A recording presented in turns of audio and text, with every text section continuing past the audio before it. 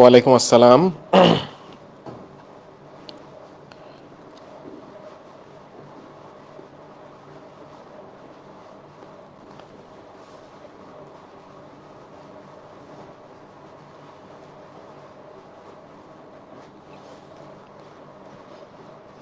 আশা করি সবাই ভালো আছো এবং আমার কথা শুনতে পাচ্ছো। এটা একটু আমাকে একটু জানাও দ্রুত যে আমার কথা তোমরা শুনতে পাচ্ছ কিনা। আমাকে একটু দ্রুত জানাও যে আমার কথা তোমরা শুনতে পাচ্ছ কিনা।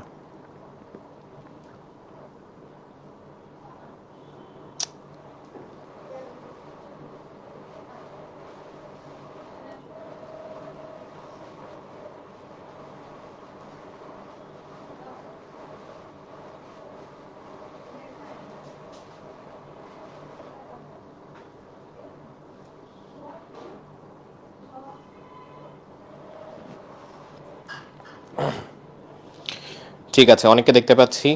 আমাদের মধ্যে সি অ্যানিম্যান আছে, বিপ্লবী করকে দেখতে পাচ্ছি। আর কে কে আছে দেখি একটু। এই তো তৌহিদ হিমেল আছে, তাই না?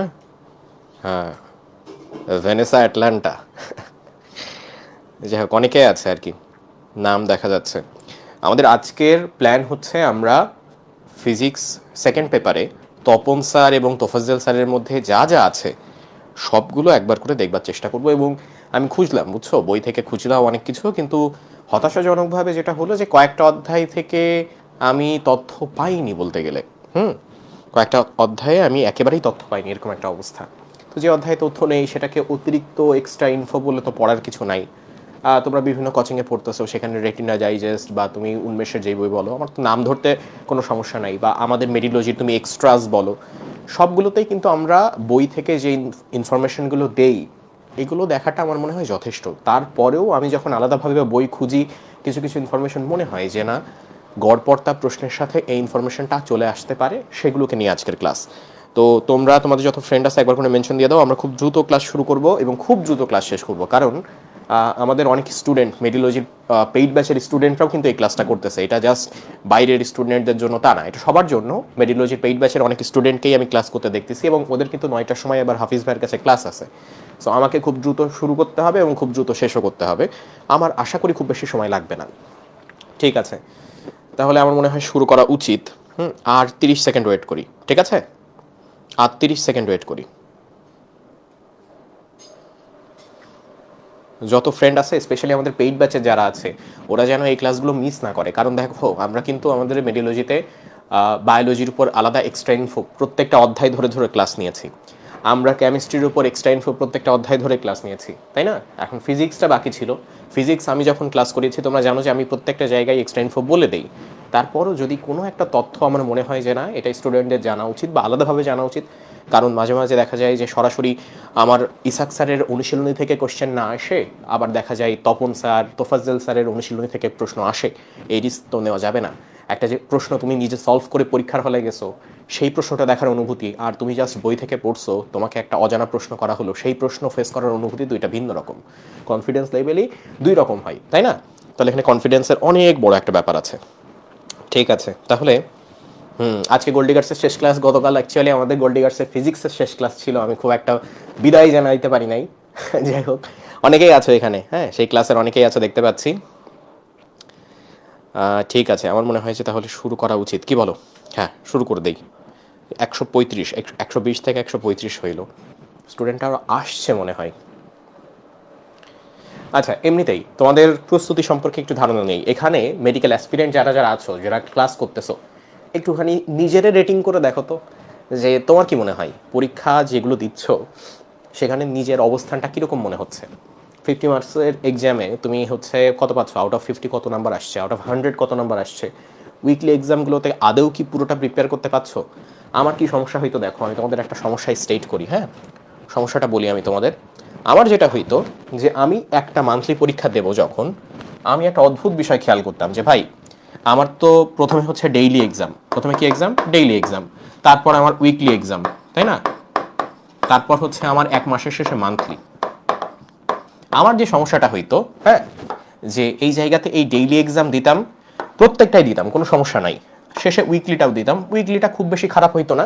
ঝামেলা যেটা হইতো যে ধরো শনিবারে যে ডেইলি এক্সামটা দিছি, এই শুক্রবারে পরের তার মানে 7 দিন পর শুক্রবারে সেই উইকলি এক্সাম দিতে গিয়ে দেখি শনিবারের পড়া বেমালুম খেয়ে বসে আছি। এতে খুব বেশি সমস্যা হইতো না। সমস্যা কিসে হইতো, আমি উইকলি দিচ্ছি প্রথম সপ্তাহের, দ্বিতীয় সপ্তাহের, তৃতীয় সপ্তাহের, চতুর্থ সপ্তাহের উইকলি দিতে গিয়ে যখন আমি দেখলাম যে মান্থলি এক্সাম পড়ে গেছে, আমার প্রথম সপ্তাহের উইকলিতে আমি কি পড়ছিলাম আল্লাহ মাবুদ আমার আর মনে নাই। এই সমস্যা আমি ফেস করতাম। এখন তোমাদের মনে থাকলে ভালো, বাট আমার এই ঝামেলা হইতো। আমি মাস শেষে দেখতাম যে ফার্স্ট উইকলি, হ্যাঁ, ওই মাসের প্রথম সপ্তাহের যে পড়া পড়ছিলাম আল্লাহর রাস্তায় একটা তথ্য আমার মাথায় নাই। তখন আমি বুঝলাম পড়াশোনায় নিশ্চয়ই কোনো একটা ঘাটতি আছে, যে ঘাটতিটা আমি যদি না সরাইতে পারি জীবনে কোনোদিন আমার এই উইকলি কেন এই মান্থলি জীবনে কোনোদিন ভালো হবে না। মান্থলি ভালো করার উদ্দেশ্য না, বাট মান্থলি কি হয়, পুরো বই নিয়ে হয়, বইয়ের একটা বড় অংশ নিয়ে হয়। সেটাই যদি আমি ভালো করতে না পারি তাইলে আমি 8টা সাবজেক্ট কিভাবে মেডিকেল ভর্তি পরীক্ষায় মাথায় নিয়ে গিয়ে সেখানে সাইন করবো, বা সেখানে চান্স পাবো এত স্টুডেন্টের মধ্যে।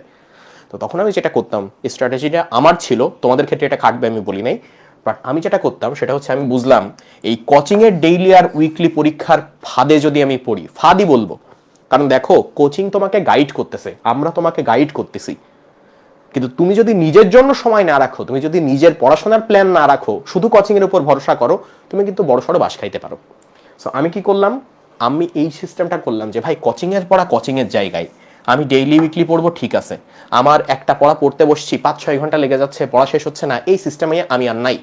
আমার সময় ফিক্স থাকবে যে 2 ঘন্টা কোচিং এর জন্য পড়বো, এই জিনিসটা সাইজ অনুসারে 2 ঘন্টাই পড়বো, বাকি একটা টাইম আমি নিজের জন্য বের করে নেবো। আমি কি করতাম, ফার্স্ট উইকে যেটা পড়ছি সেকেন্ড উইক যখন চলছে তখন ফার্স্ট উইকের এইটা মাঝে মাঝে যখন সময় পাইতাম একবার করে রিভাইজ করতাম, থার্ড উইক যখন চলতেছে তখন এই সেকেন্ড উইকেটটা একবার রিভাইজ করতাম, ফোর্থ উইক যখন চলতেছে তখন ফার্স্ট আর সেকেন্ড আরেকবার রিভাইজ করতাম। এক জিনিস বারবার পড়তে বিরক্তি লাগতো না, কারণ হচ্ছে ওই দেখতাম যে কিছু অল্প অল্প ভুলে যাচ্ছি, বাট ওই ফোর্থ উইকে যখন ফার্স্ট আর সেকেন্ড উইকের পড়া একবার করে রিভাইজ করতেছি জিনিসটা অনেকদিন মনে থাকতেছে। ফোর্থ উইক শেষে যখন আমার এই মান্থলি পরীক্ষা হইতো, পরের মাসে যখন আমি এই স্ট্র্যাটেজি ফলো করলাম, আমি দেখলাম যে না, মান্থলি পরীক্ষার সময় আমার ফার্স্ট আর সেকেন্ড উইক তো ফোর্থ উইকের মাঝে মাঝে আমি একবার করে রিভাইজ করছি, আমার মনে আছে, আর থার্ড উইক তো ফোর্থ উইকের আগেই দিছি, সো থার্ড উইকটা আমার মনে আছে, ফোর্থ উইক তো মাত্র দিলাম। সো এই একটা পদ্ধতি, যে পদ্ধতিতে তুমি একটা কাজ করতে পারো, যে মান্থলির যে রেজাল্টটা, এই রেজাল্টটাতে একটু আগের থেকে বেটার একটা তুমি ইমপ্রুভমেন্ট দেখবা, নিশ্চিত একটা ইমপ্রুভমেন্ট দেখবা।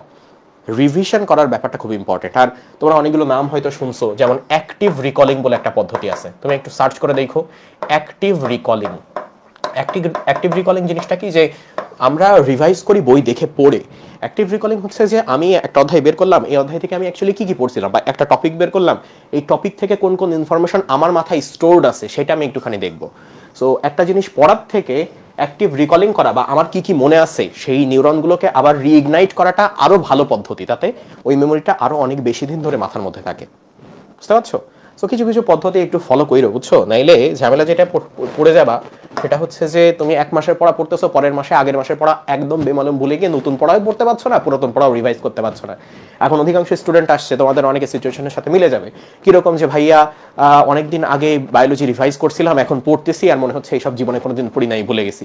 এরকম সিচুয়েশন যদি হয় তাহলে তোমার ওই একটাই সমস্যা, যে অ্যাক্টিভ রিকলিং তুমি করো নাই, তুমি জাস্ট রিভাইজ করতেছো, তোমার ব্রেইন যখন দেখতেছে যে এই জিনিস পড়া আছে গুরুত্বও দিতেছে না, অথচ ওই জিনিস তার ব্রেইনের পুরোপুরি নাইও, তাহলে মেমোরাইজিং যে পার্টটা, বা মেমোরাইজিং যে নিউরন সেলগুলো আছে সেগুলো কাজও হচ্ছে না, রিইগনাইটেড হচ্ছে না, শেষ দিন পর্যন্ত তুমি গিয়ে কিন্তু বড়সড় ধরা খাইতে পারো।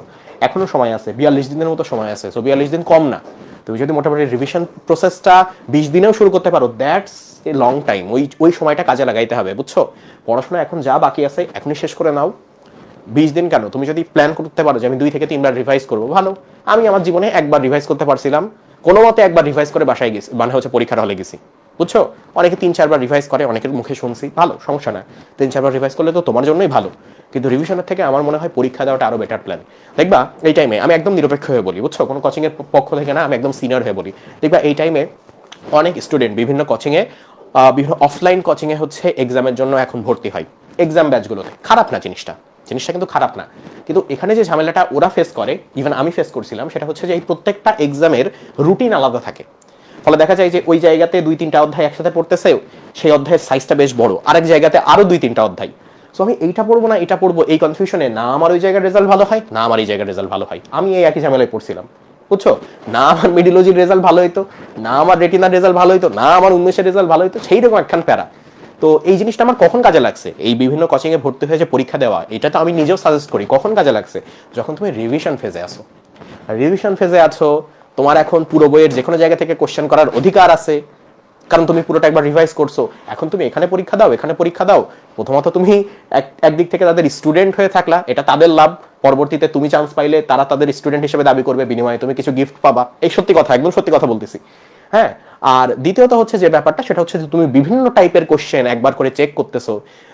Medical standard, pure medical standard বলে কোনো কোশ্চেন নাই, যে কোনো ধরনের কোশ্চেন চলে আসতে পারে, যেটাই আসবে সেটাই স্ট্যান্ডার্ড। সো এই ধরো হচ্ছে একটা কোচিং এক ধরনের মেডিকেল স্ট্যান্ডার্ড কোশ্চেন করে, আর একটা কোচিং আরেক ধরনের করে। তুমি যখন দিতেছো বিভিন্ন ধরনের এক্সাম, তোমার ক্যাপাবিলিটি কি সেটা তুমি বুঝতে পারছো, তোমার প্রিপারেশনের ধাঁচটাও তুমি বুঝতে পারছো। সো সবকিছুই একবার মিলিয়ে ঝুলিয়ে করতে হবে, বুঝছো? আমাদের যে লস প্রজেক্টটা আসছে, এই লস প্রজেক্টের কোশ্চেনগুলো আমি দেখলাম, ভাই একদম সত্যি কথা বলতেছি, আমি সব জায়গাতেই পরীক্ষা দিছি, অ্যাকচুয়ালি কয়েকটা বাদে আমি প্রায় সব জায়গাতেই পরীক্ষা দিয়েছিলাম আমার টাইমে।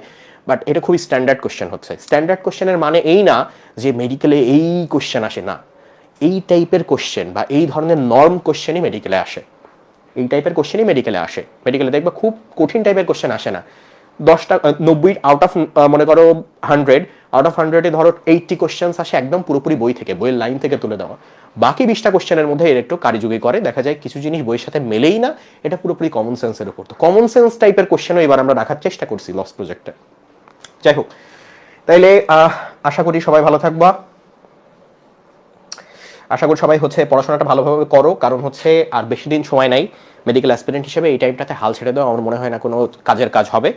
যা পড়ছো সেটাকে আরেকটু উন্নত করে একবার অন্তত রিভিশন দিয়ে পরীক্ষা হলে যাবা, সেই প্রসেসটা করতে থাকো। ঠিক আছে, তাহলে চলো আমরা শুরু করি। দেখো প্রথম অধ্যায়টা কি ছিল? আমাদের তাপগতিবিদ্যা ছিল, তাই না? তাপগতিবিদ্যায় মূলত খুব বেশি আমি পাই নাই, আর যা পাইছি সেটা আমি নিজের ক্লাসে একবার করে পড়ে দিছিলাম। হ্যাঁ, তাহলে প্রথম অধ্যায় হচ্ছে তাপগতিবিদ্যা। কি ইনফরমেশন এখানে আছে? প্রথমত আছে হচ্ছে যেটা সরাসরি বইতেই আছে, এটা তপন স্যারও বারবার হাইলাইট করছে, এমন ভাবে যে অন্য কারো বইতে নাই। সেটা হচ্ছে, আমরা জানি তাপগতিবিদ্যার যে 3টা সূত্র আছে, তার মধ্যে প্রথম সূত্রটার নাম হচ্ছে শূন্যতম সূত্র। যে শূন্যতম সূত্র ব্যবহার করে কি করা হয় বলো? শূন্যতম সূত্র ব্যবহার করে থার্মোমিটার তৈরি করা হয়। কোনটা তৈরি করা হয়? থার্মোমিটার। এই শূন্যতম সূত্র দেন হচ্ছে আর.এইচ ফাউলার। কি নাম? আর.এইচ ফাউলার। ঠিক আছে, আর.এইচ ফাউলার হচ্ছে এই শূন্যতম সূত্র দেন। শূন্যতম সূত্র ব্যবহার করে কিভাবে থার্মোমিটার তৈরি করা হয় এই প্রশ্ন যদি করো, শূন্যতম সূত্রটা এরকম যে এইটা মনে করো বি, এটা মনে করো বি, ঠিক আছে? তো এই বি এর সাথে এ নামক একটা বস্তু তাপীয় সমতায় আছে, অর্থাৎ এ এবং বি দুইজনের তাপমাত্রা সেম। আবার বি এর সাথে সি নামক একটা বস্তু তাপীয় সমতায় আছে, অর্থাৎ বি এবং সি এর তাপমাত্রা সেম। তুমি ভালো করে খেয়াল করে দেখো, এ আর সি এর মধ্যে কিন্তু কোনো সংযোগ নাই, এ আর সি এর মধ্যে কোনো সংযোগ নাই, কিন্তু যেহেতু এ আর বি তাপীয় সাম্যাবস্থায় আছে, বি আর সি তাপীয় সাম্যাবস্থায় আছে, তাই নিঃসন্দেহে বলা যায় এ এবং সি পরস্পর কোনো ফিজিক্যাল কন্টাক্ট না থাকা সত্ত্বেও তারা তাপীয় সাম্যাবস্থায় আছে। এটাকে বলা হয় শূন্যতম সূত্র। সেটাকে কিভাবে কাজে লাগানো হয়েছে? যে এই মনে করো আমরা, হ্যাঁ মনে করো কি আঁকাইতেছি আল্লাহ জানে, হ্যাঁ এই মনে করো আমরা, এই মনে করো নাক, হ্যাঁ এই মুখ, মনে করো এই আমরা। এখন তোমার মনে করো জ্বর আসছে, হ্যাঁ তোমার মনে করো জ্বর আসছে, তুমি কি করতেছো? এখানে একটা থার্মোমিটার, কি করলা? তুমি একটা থার্মোমিটার দিলা। এখন তোমার দেহের মধ্যে একটা কোর বডি টেম্পারেচার আছে। টেম্পারেচার কিন্তু দুই ধরনের, একটা হলো শেল টেম্পারেচার, অর্থাৎ আমাদের দেহের বাইরের টেম্পারেচার, এটা হলো কোর টেম্পারেচার, দেহের ভেতরের টেম্পারেচার। আমরা থার্মোমিটার দিয়ে কিন্তু কোর টেম্পারেচার মাপতে চাই, ঠিক আছে? আচ্ছা, তাহলে এখন এই কোর টেম্পারেচার যখন মাপতেছো তখন কি হবে? তোমার দেহের যে তাপমাত্রা, সেই তাপমাত্রাটা এই থার্মোমিটারের মধ্যে যে তাপমাত্রিক পদার্থ আছে, পারদ আছে, সেই পারদটাকে উত্তপ্ত করে তার তাপমাত্রিক ধর্ম, দৈর্ঘ্য দেখে আমরা বুঝতে পারবো অ্যাকচুয়ালি তাপমাত্রা কত। তাহলে যতক্ষণ না পর্যন্ত তোমার দেহ এবং থার্মোমিটারের পারদ তাপীয় সাম্যাবস্থায় আসবে, আমরা কি প্রকৃত তথ্য পাবো যে তোমার দেহের তাপমাত্রা কত? পাবো না। তাহলে এখানেও কিন্তু এই তাপীয় সাম্যাবস্থায় আনা হচ্ছে, সেই কারণে বলা হয় শূন্যতম সূত্র দিয়ে থার্মোমিটার তৈরি করা হয়। আমরা সারা জীবন অনেকেই পড়ে গেছি, অনেকে জানো এই ব্যাখ্যা জানো, বাট আমরা সারা জীবন অনেকেই পড়ে গেছি শূন্যতম সূত্র দিয়ে তাপমাত্রিক ধর্ম ব্যাখ্যা করা হয়, কিন্তু কেন এবং কিভাবে সেই জিনিসটা কখনো জানার সুযোগও হয়নি বা জানার ইচ্ছাও হয়নি। এখন জেনে ফেললাম। আচ্ছা ঠিক আছে, এরপর আরেকটা ব্যাপারটা কি, যে আমরা যতগুলো হচ্ছে তাপমাত্রা স্কেল পড়ছি, যেমন হচ্ছে আমরা সেলসিয়াস স্কেল পড়ছি, ফারেনহাইট স্কেল পড়ছি, আবার হচ্ছে আমার কেলভিন স্কেল পড়ছি, সবকটা স্কেলের কিন্তু একটা উচ্চ স্থিরাঙ্ক আছে, নিম্ন স্থিরাঙ্ক আছে। এই যে উচ্চ স্থিরাঙ্ক আর নিম্ন স্থিরাঙ্ক, এই দুইটার মধ্যে যে ব্যবধান, এটাকে বলা হয় মৌলিক ব্যবধান। কি ব্যবধান বলা হয়? মৌলিক ব্যবধান। যেমন হচ্ছে তুমি যখন সেলসিয়াস স্কেলে নিম্ন স্থিরাঙ্ককে বলবা 0 ডিগ্রি আর উচ্চ স্থিরাঙ্ককে বলবা 100 ডিগ্রি, এই যে এর মধ্যে ব্যবধান হচ্ছে 100, ব্যবধান কত? 100। 100 হচ্ছে সেলসিয়াস স্কেলের মৌলিক ব্যবধান। 100 কি বলো সেলসিয়াস স্কেলের মৌলিক ব্যবধান। ফারেনহাইটে দেখো, ফারেনহাইটে তুমি দেখছো 32 ডিগ্রি ফারেনহাইট এবং 212 ডিগ্রি ফারেনহাইট। এই 32 ডিগ্রি ফারেনহাইট হচ্ছে নিম্ন স্থিরাঙ্ক, 212 হচ্ছে উচ্চ স্থিরাঙ্ক। এই দুইটার মধ্যে পার্থক্য যে 180, সেই 180 হচ্ছে মৌলিক ব্যবধান। তাহলে পরীক্ষায় আসতে পারে সেলসিয়াস স্কেলের মৌলিক ব্যবধান কত, ফারেনহাইট স্কেলের মৌলিক ব্যবধান কত, রোমার স্কেলের মৌলিক ব্যবধান কত, এই তথ্যগুলো কিন্তু জানতে হবে। পরীক্ষায় যদি হুট করে চলে আসে মৌলিক ব্যবধান, গুলিয়ে ফেলো না যে মৌলিক ব্যবধান মানেটা কি। মানে হচ্ছে কি বলো, এর মধ্যে যে পার্থক্য, উচ্চ স্থিরাঙ্ক এবং নিম্ন স্থিরাঙ্কের মধ্যে যে পার্থক্য, এটাকে কি বলি বলো, আমরা মৌলিক ব্যবধান বলি। আচ্ছা ঠিক আছে, তাহলে এই জিনিসটা আমরা বুঝলাম।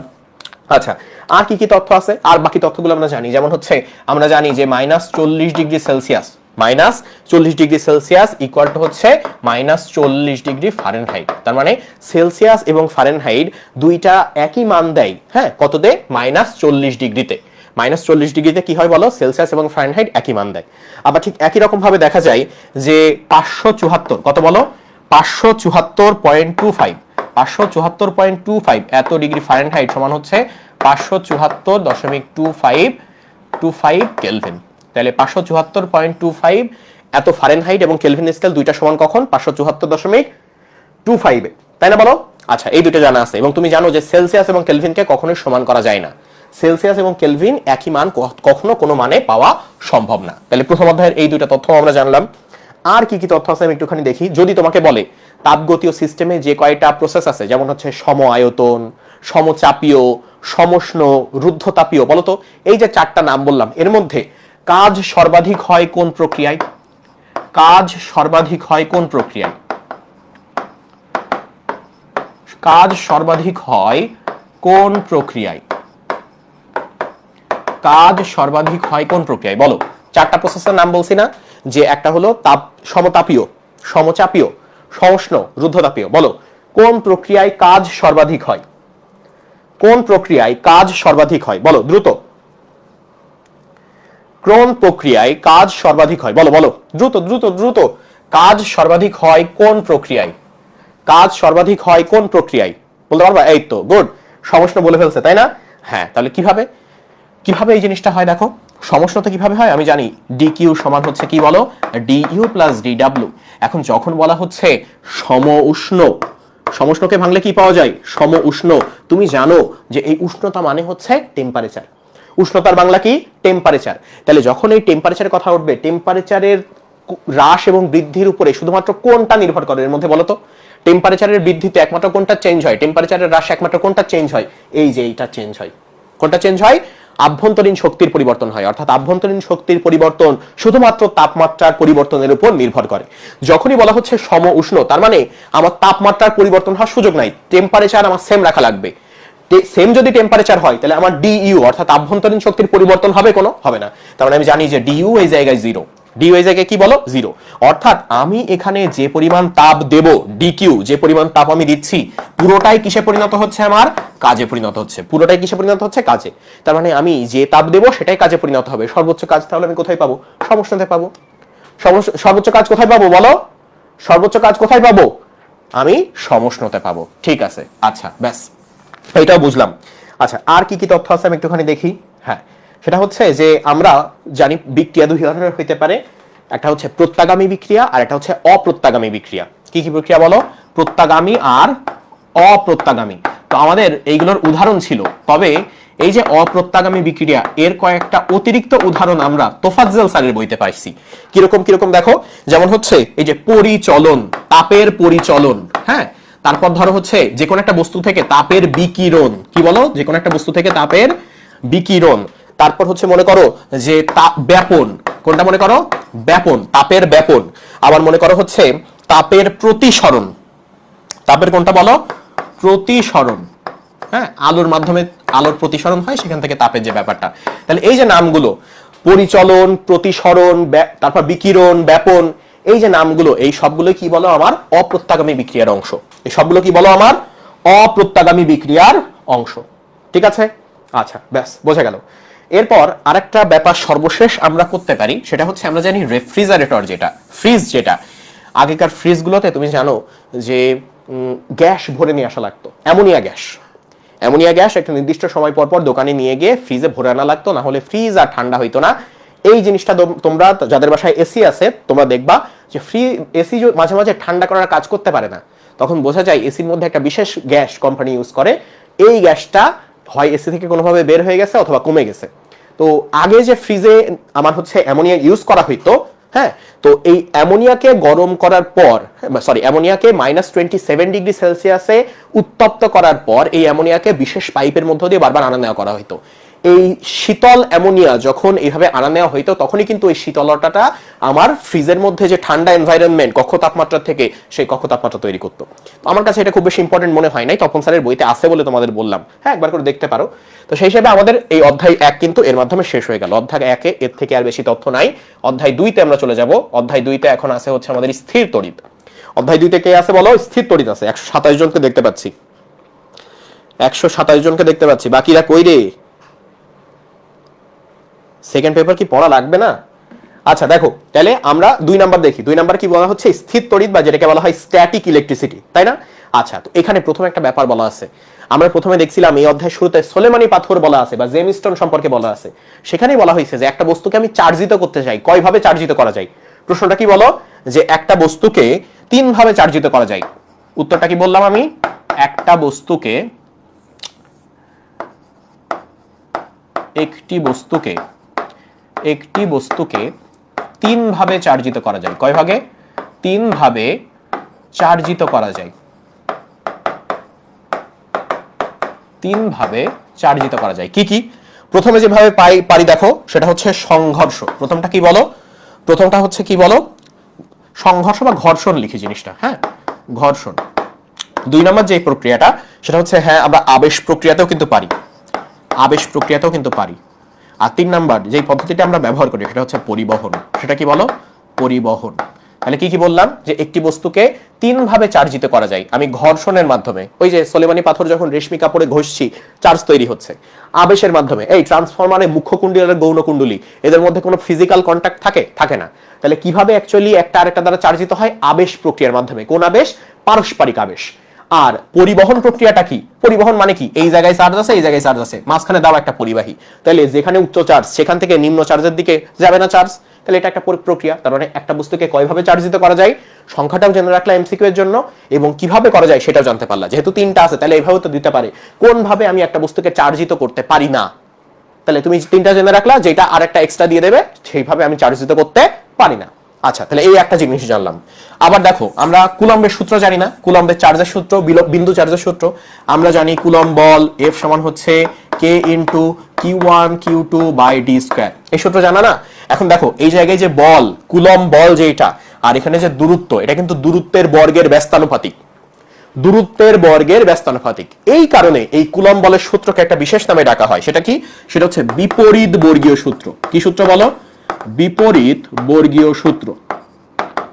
বিপরীত বর্গীয় সূত্র, ঠিক আছে? কি নামে ডাকা হয় বলো?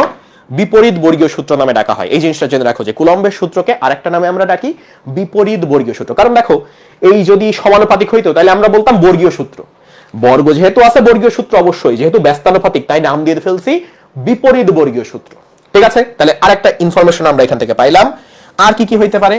আর অ্যাকচুয়ালি খুব বেশি পাই নাই। শেষের দিকে দেখলাম এক জায়গায় ছক আছে, এই ছকের মধ্যে আমরা যেই ডাইইলেকট্রিক ধ্রুবকগুলো মুখস্থ করছি সেইটা বাদে আরো 2টা এক্সট্রা ডাইইলেকট্রিক ধ্রুবক দিয়ে দিছে। এখন পরীক্ষকদের তো কোনো মানে ভরসা নাই স্বাভাবিকভাবে, তাহলে আমরা যেটা করব ওই 2টা একটু এক্সট্রা মুখস্থ করব ডাইইলেকট্রিক ধ্রুবকের মধ্যে। কিরকম? এক হচ্ছে পলিস্টারিন। কোনটা বলো? পলিস্টারিন। হ্যাঁ, দেখো পলিথিন আমরা পড়ছি, এবার হচ্ছে পলিস্টারিন। পলিস্টারিন যেটা, এর ডাইইলেকট্রিক ধ্রুবক কি? ইলেকট্রিক ডাইইলেকট্রিক ধ্রুবক হচ্ছে 2.6। পলিস্টারিনের ডাইইলেকট্রিক ধ্রুবক হচ্ছে 2.6। আরেকটা আছে হচ্ছে পাইরেক্স। পাইরেক্স কাচের নাম শুনছো না? পাইরেক্স। পাইরেক্স, পাইরেক্সের একটা ডাইইলেকট্রিক ধ্রুবক বইতে দেওয়া আছে। পাইরেক্সের ডাইইলেকট্রিক ধ্রুবক হচ্ছে আমার 4.7, এটা তপন স্যারের বইতে আছে। পলিস্টারিনের ডাইইলেকট্রিক ধ্রুবক 2.6, পলিস্টারিনের ডাইইলেকট্রিক ধ্রুবক 2.6, আর পাইরেক্স কাচের ডাইইলেকট্রিক ধ্রুবক হচ্ছে 4.7। ঠিক আছে? আচ্ছা, আর অ্যাকচুয়ালি খুব বেশি আমি খুঁজে পাই নাই, সুতরাং তোমাদের এই নিয়ে আর প্যারা দেব না। ধারকের অপর নাম তড়িৎ আধার, এই জিনিসটা জানো না? দেখলাম এই একটা এক্সট্রা টার্ম ইউজ করছে তপন স্যার, যেটাকে আমরা বলি ধারক। হ্যাঁ, ক্যাপাসিটর, ধারক। তো ধারকটা অ্যাকচুয়ালি কি ধারণ করে বলো তো? ধারক মানে তো যে ধারণ করে, কি ধারণ করে? তড়িৎ ধারণ করে, তাই না? তড়িৎ চার্জকে ধারণ করে।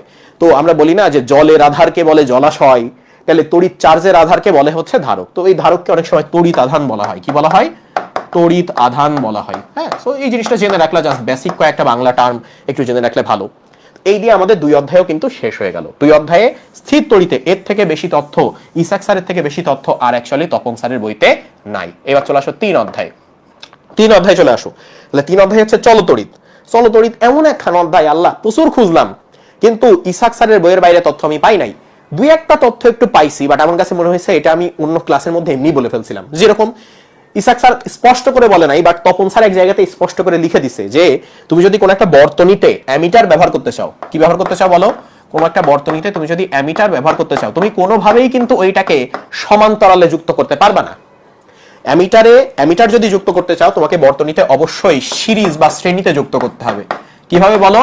সিরিজ বা শ্রেণী। এটা কিন্তু মেডিকেল ভর্তি পরীক্ষায় বহুবার আসছে, সিরিজ বা শ্রেণীতে। ঠিক আছে, সিরিজ বা শ্রেণীতে তোমার হচ্ছে অ্যামিটার যুক্ত করা লাগবে। ঠিক একই রকম ভাবে তুমি যদি ভোল্ট মিটার যুক্ত করতে চাও, কি বলো? ভোল্ট মিটার যদি যুক্ত করতে চাও, তুমি কিন্তু আবার সিরিজে পারবা না, তখন কিন্তু তোমার সমান্তরালে বা প্যারালালে যুক্ত করা লাগবে। এই জিনিসটা অনেকদিন জানো, কিন্তু কখনো নিজেকে প্রশ্ন করছো যে কেন এরকম উদ্ভট রুল কেন? কারণ হচ্ছে দেখো, তুমি যখন সিরিজে করবা, ভালো করে খেয়াল করে দেখো, এই মনে করো একটা সিরিজ বর্তনী আমি আঁকাই তোমার, এই মনে করো একটা সিরিজ বর্তনী, এখানে একটা আছে, এখানে একটা আছে, এখানে একটা আছে, এটা নিখাদ একটা সিরিজ বর্তনী, কোনো সমস্যা নাই। মজার ব্যাপার হচ্ছে তুমি এইখানে যা পাবা, এইখানেও আই বা যেটাকে আমরা বলছি তড়িৎ প্রবাহ, সেটা কিন্তু একই পাবা। তুমি এই প্রত্যেকটা জায়গায় আয়ের মান বা তড়িৎ প্রবাহের মান কি একই পাবা না? তাহলে তুমি চিন্তা করে দেখো, এই জায়গাতে এই জিনিসটা আসলে কোন, এই যে আমার এই 3টা রোধ দেখতে পাচ্ছি, এটা কিসে আছে? সিরিজে বা শ্রেণীতে আছে না? যেখানে আমার আই একই, তাহলে সেই হিসেবে আমি যদি এখানে একটা অ্যামিটার যুক্ত করে দিই, আমি সেই আই পেয়ে যাব না? তার মানে অ্যামিটারকে আমার কিসে যুক্ত করতে হবে বলো? কিসে যুক্ত করতে হবে? অ্যামিটারকে যুক্ত করতে হবে আমার শ্রেণীতে। এখন তুমি এখানে ভোল্ট মিটার যুক্ত করতে চাও, তুমি এখানে ভোল্ট মিটার বসাই দিলা, ধরো এই অ্যামিটারের পাশে ভোল্ট মিটার বসাই দিলা, তুমি কি আসল ভোল্ট পাবা? পাবা না। কেন? কারণ দেখো, এইটা যদি R1 হয়, এই R1 রোধের জন্য একটা V1 ভোল্ট আলাদা। এটা যদি R2 রোধ হয়, সেই R2 রোধের জন্য এখানে V2 ভোল্ট আলাদা। এটা যদি R3 রোধ হয়, তার জন্য এই জায়গাতে ভোল্ট V3 আলাদা। অথচ তুমি এক জায়গাতে সিরিজে বসানোর চেষ্টা করতেছো ভোল্ট মিটার। তাহলে ভোল্ট মিটার কি সিরিজে বসবে? বসবে না। তাহলে তোমার প্রত্যেকটা রোধের জন্য, দেখো এই একটা রোধ, এই রোধের জন্য এইভাবে একটা সমান্তরালে কি করতে হবে? প্রত্যেকটার ভোল্ট তো আলাদা, সেই কারণে প্রত্যেককে আলাদাভাবে আলাদা আলাদা এক একটা ভোল্ট মিটার বসাইতে হবে। এই কারণে ভোল্ট মিটার সমান্তরালে বসাইতে হয়।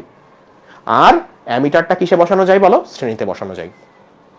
ঠিক আছে, আচ্ছা ব্যাস, তাহলে এই একখান জিনিস আমরা বুঝলাম 3 নম্বর অধ্যায়ে। এরপর যেটা আসছে, আর কি কি আছে, যেমন হচ্ছে একটা মোটামুটি বেশ কন্ট্রোভার্সিয়াল ব্যাপার। সেটা কি? সেটা হচ্ছে ইলেকট্রন যেদিকে প্রবাহিত হয়, ইলেকট্রন হচ্ছে না কোনো কারণে, ইলেকট্রন যেদিকে প্রবাহিত হয় তার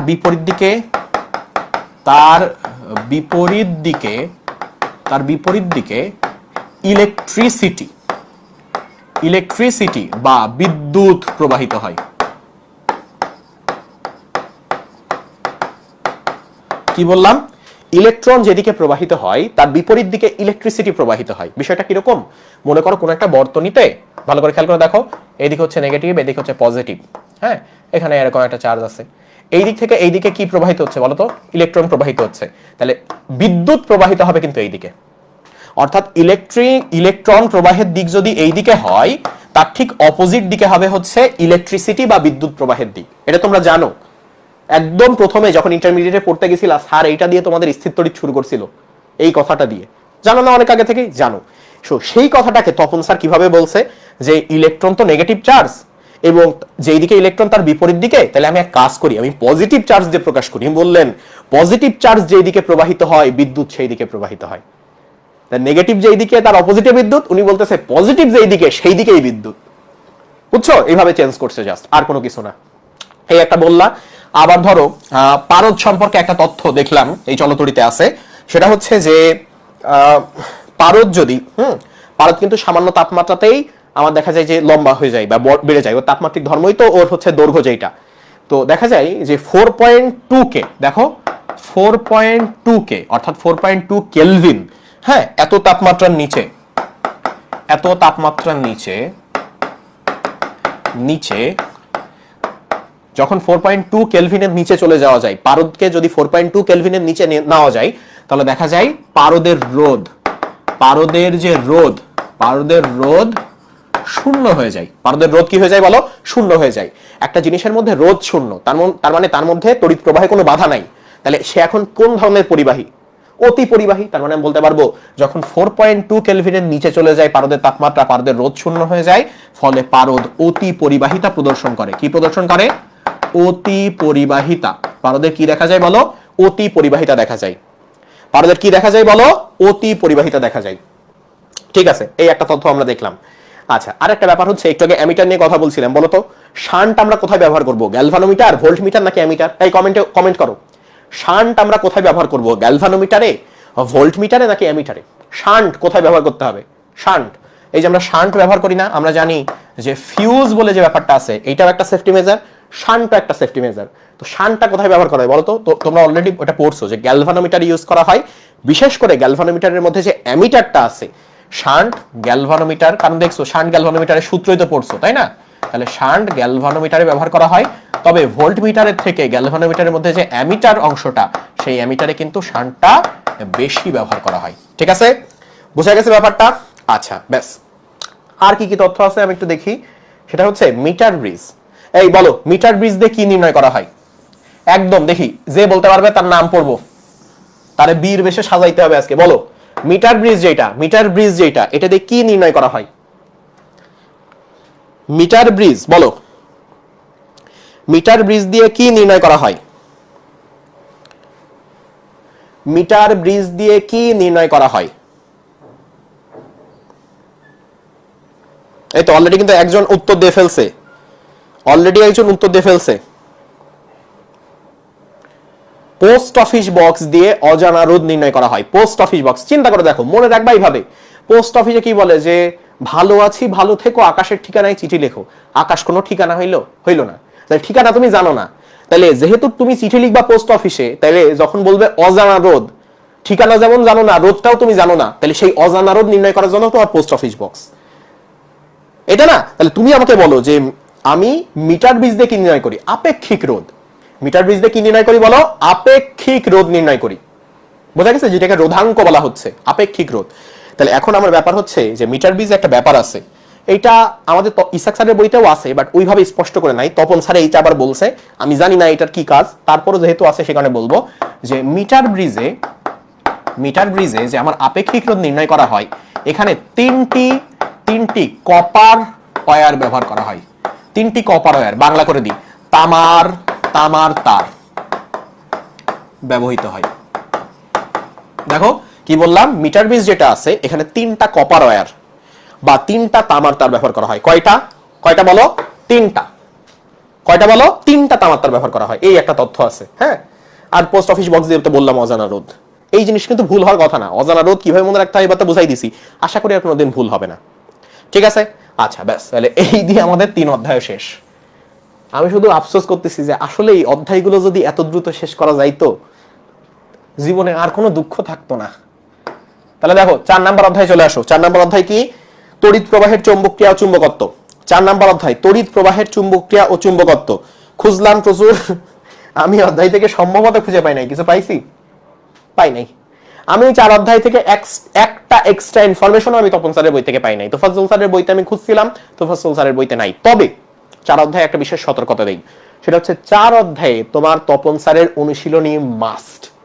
আমি তোমাদের পড়াইছি, বাট 4 অধ্যায়ে তপন স্যারের অনুশীলনী না করে ভাই প্লিজ পরীক্ষার হলে যাস না। এখানে কিছু এক্সট্রা কোশ্চেন আছে, কিছু ভার্সিটির কোশ্চেন আসছে যেটা মেডিকেলে চলে আসতে পারে, কারণ এর আগে কুয়েটের পরীক্ষার কোশ্চেন সরাসরি মেডিকেলে আসতে আমরা গত বছর দেখছি, তাই নাই? তাহলে কি বলবো, 4 অধ্যায় থেকে এক্সট্রা কোনো ইনফরমেশন নাই, বাট যেটা অবশ্যই করতে হবে সেটা কি, 4 অধ্যায়ের তপন স্যারের বইয়ের এমসিকিউ সলভ করতে হবে। ঠিক আছে, তাহলে 4 অধ্যায় পাইলাম না, সরি। তারপর চলে আসা হচ্ছে 5 অধ্যায়ে। মজাই মজা। দেখো 5 নম্বর অধ্যায় চলে আসি। 5 নম্বর অধ্যায়ে প্রথম যে ব্যাপারটা আছে সেটা হচ্ছে আমার কুণ্ডলীকে কি বলা হয়? কুণ্ডলী, এই যে আমরা বলি মুখ্য কুণ্ডলী, কি বলি আমরা? ট্রান্সফরমারে কি বলি? আর এরকম আসছে কেন? ট্রান্সফরমারে আমরা বলি হচ্ছে মুখ্য কুণ্ডলী, আমরা ট্রান্সফরমারে বলে হচ্ছে গৌণ কুণ্ডলী। কি বলি? গৌণ কুণ্ডলী। তা দেখা যায় মুখ্য কুণ্ডলী থেকে আবেশ প্রক্রিয়ায়, কি বলা হয়? মুখ্য কুণ্ডলী থেকে আবেশ প্রক্রিয়ায় গৌণ কুণ্ডলীতে চার্জ যায়। সেখানে স্টেপ ডাউন ট্রান্সফরমার আছে, স্টেপ আপ ট্রান্সফরমার আছে, আমরা সূত্রও জানি, সবই জানা আছে আমাদের, তাই না? এখন যে ব্যাপারটা সেটা হচ্ছে এই মুখ্য কুণ্ডলী আর গৌণ কুণ্ডলীকে যেহেতু এরা আবেশ প্রক্রিয়ায় চার্জের আদান প্রদান করে, সে কারণে এদেরকে আমরা আবেশকও বলতে পারি। কি বলতে পারি বলো? আবেশক। এটাকে আমরা বলতে পারি হচ্ছে, দেখো, আবেশক বলতে পারি। আবেশকের ইংরেজিটা কি? ইন্ডাক্টর। সো আমরা এটাকে বলতে পারি প্রাইমারি ইন্ডাক্টর, এটাকে আমরা বলতে পারি সেকেন্ডারি ইন্ডাক্টর। সো ইন্ডাকশন প্রক্রিয়া যে করে তাকে আমরা ইন্ডাক্টর বলতে পারি। ঠিক আছে? ওর থেকে বেশি অ্যাকচুয়ালি আমার খুব বেশি দরকার নাই। এরপর যেটা আসছে সেটা হচ্ছে এই যে বলো, কথায় কথায় চলে আসছে, এই কোশ্চেনটা করি দেখি তো। বলতো মুখ্য কুণ্ডলীতে, খুব ইম্পর্টেন্টলি, মুখ্য কুণ্ডলীতে আমরা অল্টারনেটিং কারেন্ট বা এসি কারেন্ট ব্যবহার করি নাকি ডিরেক্ট কারেন্ট বা ডিসি কারেন্ট ব্যবহার করি? দেখি কে বলতে পারে, দেখি কে বলতে পারে। ট্রান্সফরমারের মুখ্য কুণ্ডলীতে আমরা আবেশ প্রক্রিয়া সৃষ্টির জন্য এসি কারেন্ট ব্যবহার করি না ডিসি কারেন্ট ব্যবহার করি? দেখি কে বলতে পারে। দেখো, এটার উত্তর করো, আমি ততক্ষণ একটু আঁকাই।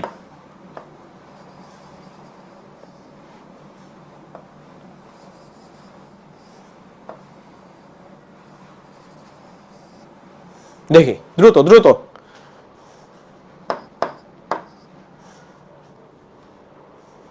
কেউ বলে এসি, কেউ বলে ডিসি। আয় হায় সর্বনাশ, এবার আবার দেখি সবাই এসি বলতেছে। তাহলে দেখো, মনে রাখবা যে প্রাইমারি কুণ্ডলীতে আমি সব সময় দেখবা এই জায়গাতে এরকম থাকে, এরকম একটা জিনিস থাকে। অর্থাৎ তুমি প্রাইমারি কুণ্ডলীতে কোনটা দিচ্ছ বলো তো? যখনই সাইন তরঙ্গ আসছে তুমি তাহলে প্রাইমারি কুণ্ডলীতে কোন কোন ধরনের কারেন্ট দিচ্ছ? Alternating current. কোন current? Alternating current. DC current কোথায় পাবা তুমি? এই সেকেন্ডারি থেকে তুমি ডিসি কারেন্ট পাবা, সেকেন্ডারি থেকে তুমি কি পাবা? ডিসি কারেন্ট পাবা। অথচ ইনপুট দিচ্ছ অল্টারনেটিং কারেন্ট, আউটপুট পাবা কি বলো? তোমার হচ্ছে ডিরেক্ট কারেন্ট। এই জিনিস যেন ভুল না হয়, এই জিনিস একদম লিখে রাখো যে আমি ট্রান্সফরমারের মুখ্য কুণ্ডলীতে ইনপুট দেই কি বলো? কি বলো? AC current. আচ্ছা ঠিক আছে, তাহলে এটাও জানো তোমরা। এরপর বলতেছে, হ্যাঁ, আর একটা স্বাভাবিক কথা আমরা বলতে পারি, সেটা হচ্ছে আমরা আমাদের বাংলাদেশে বলতো বাসা বাড়িতে কত ভোল্টের বিদ্যুৎ সাপ্লাই দেওয়া হয়?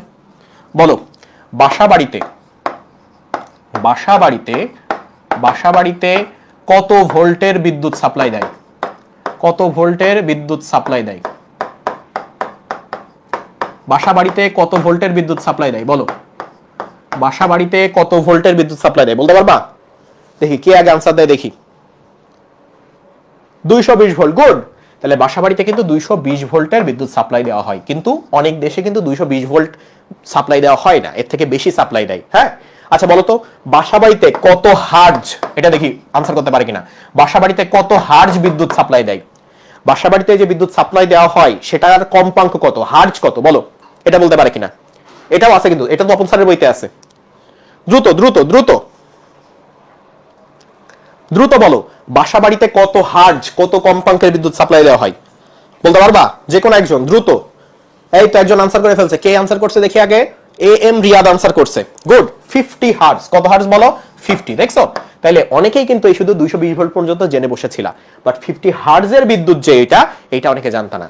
আচ্ছা তুমি আমাকে বলো, এসি কারেন্ট যদি এটা হয়, বাসা বাড়িতে যে সাপ্লাই দেওয়া হয়, এটা নিশ্চয়ই ডিসি কারেন্ট না, এটা নিঃসন্দেহে কি কারেন্ট? AC current. তাহলে তুমি আমাকে বলো, এই যে এসি কারেন্ট যেটা অ্যাকচুয়ালি 220 ভোল্ট, এইটা সর্বোচ্চ কত ভোল্ট হইতে পারে?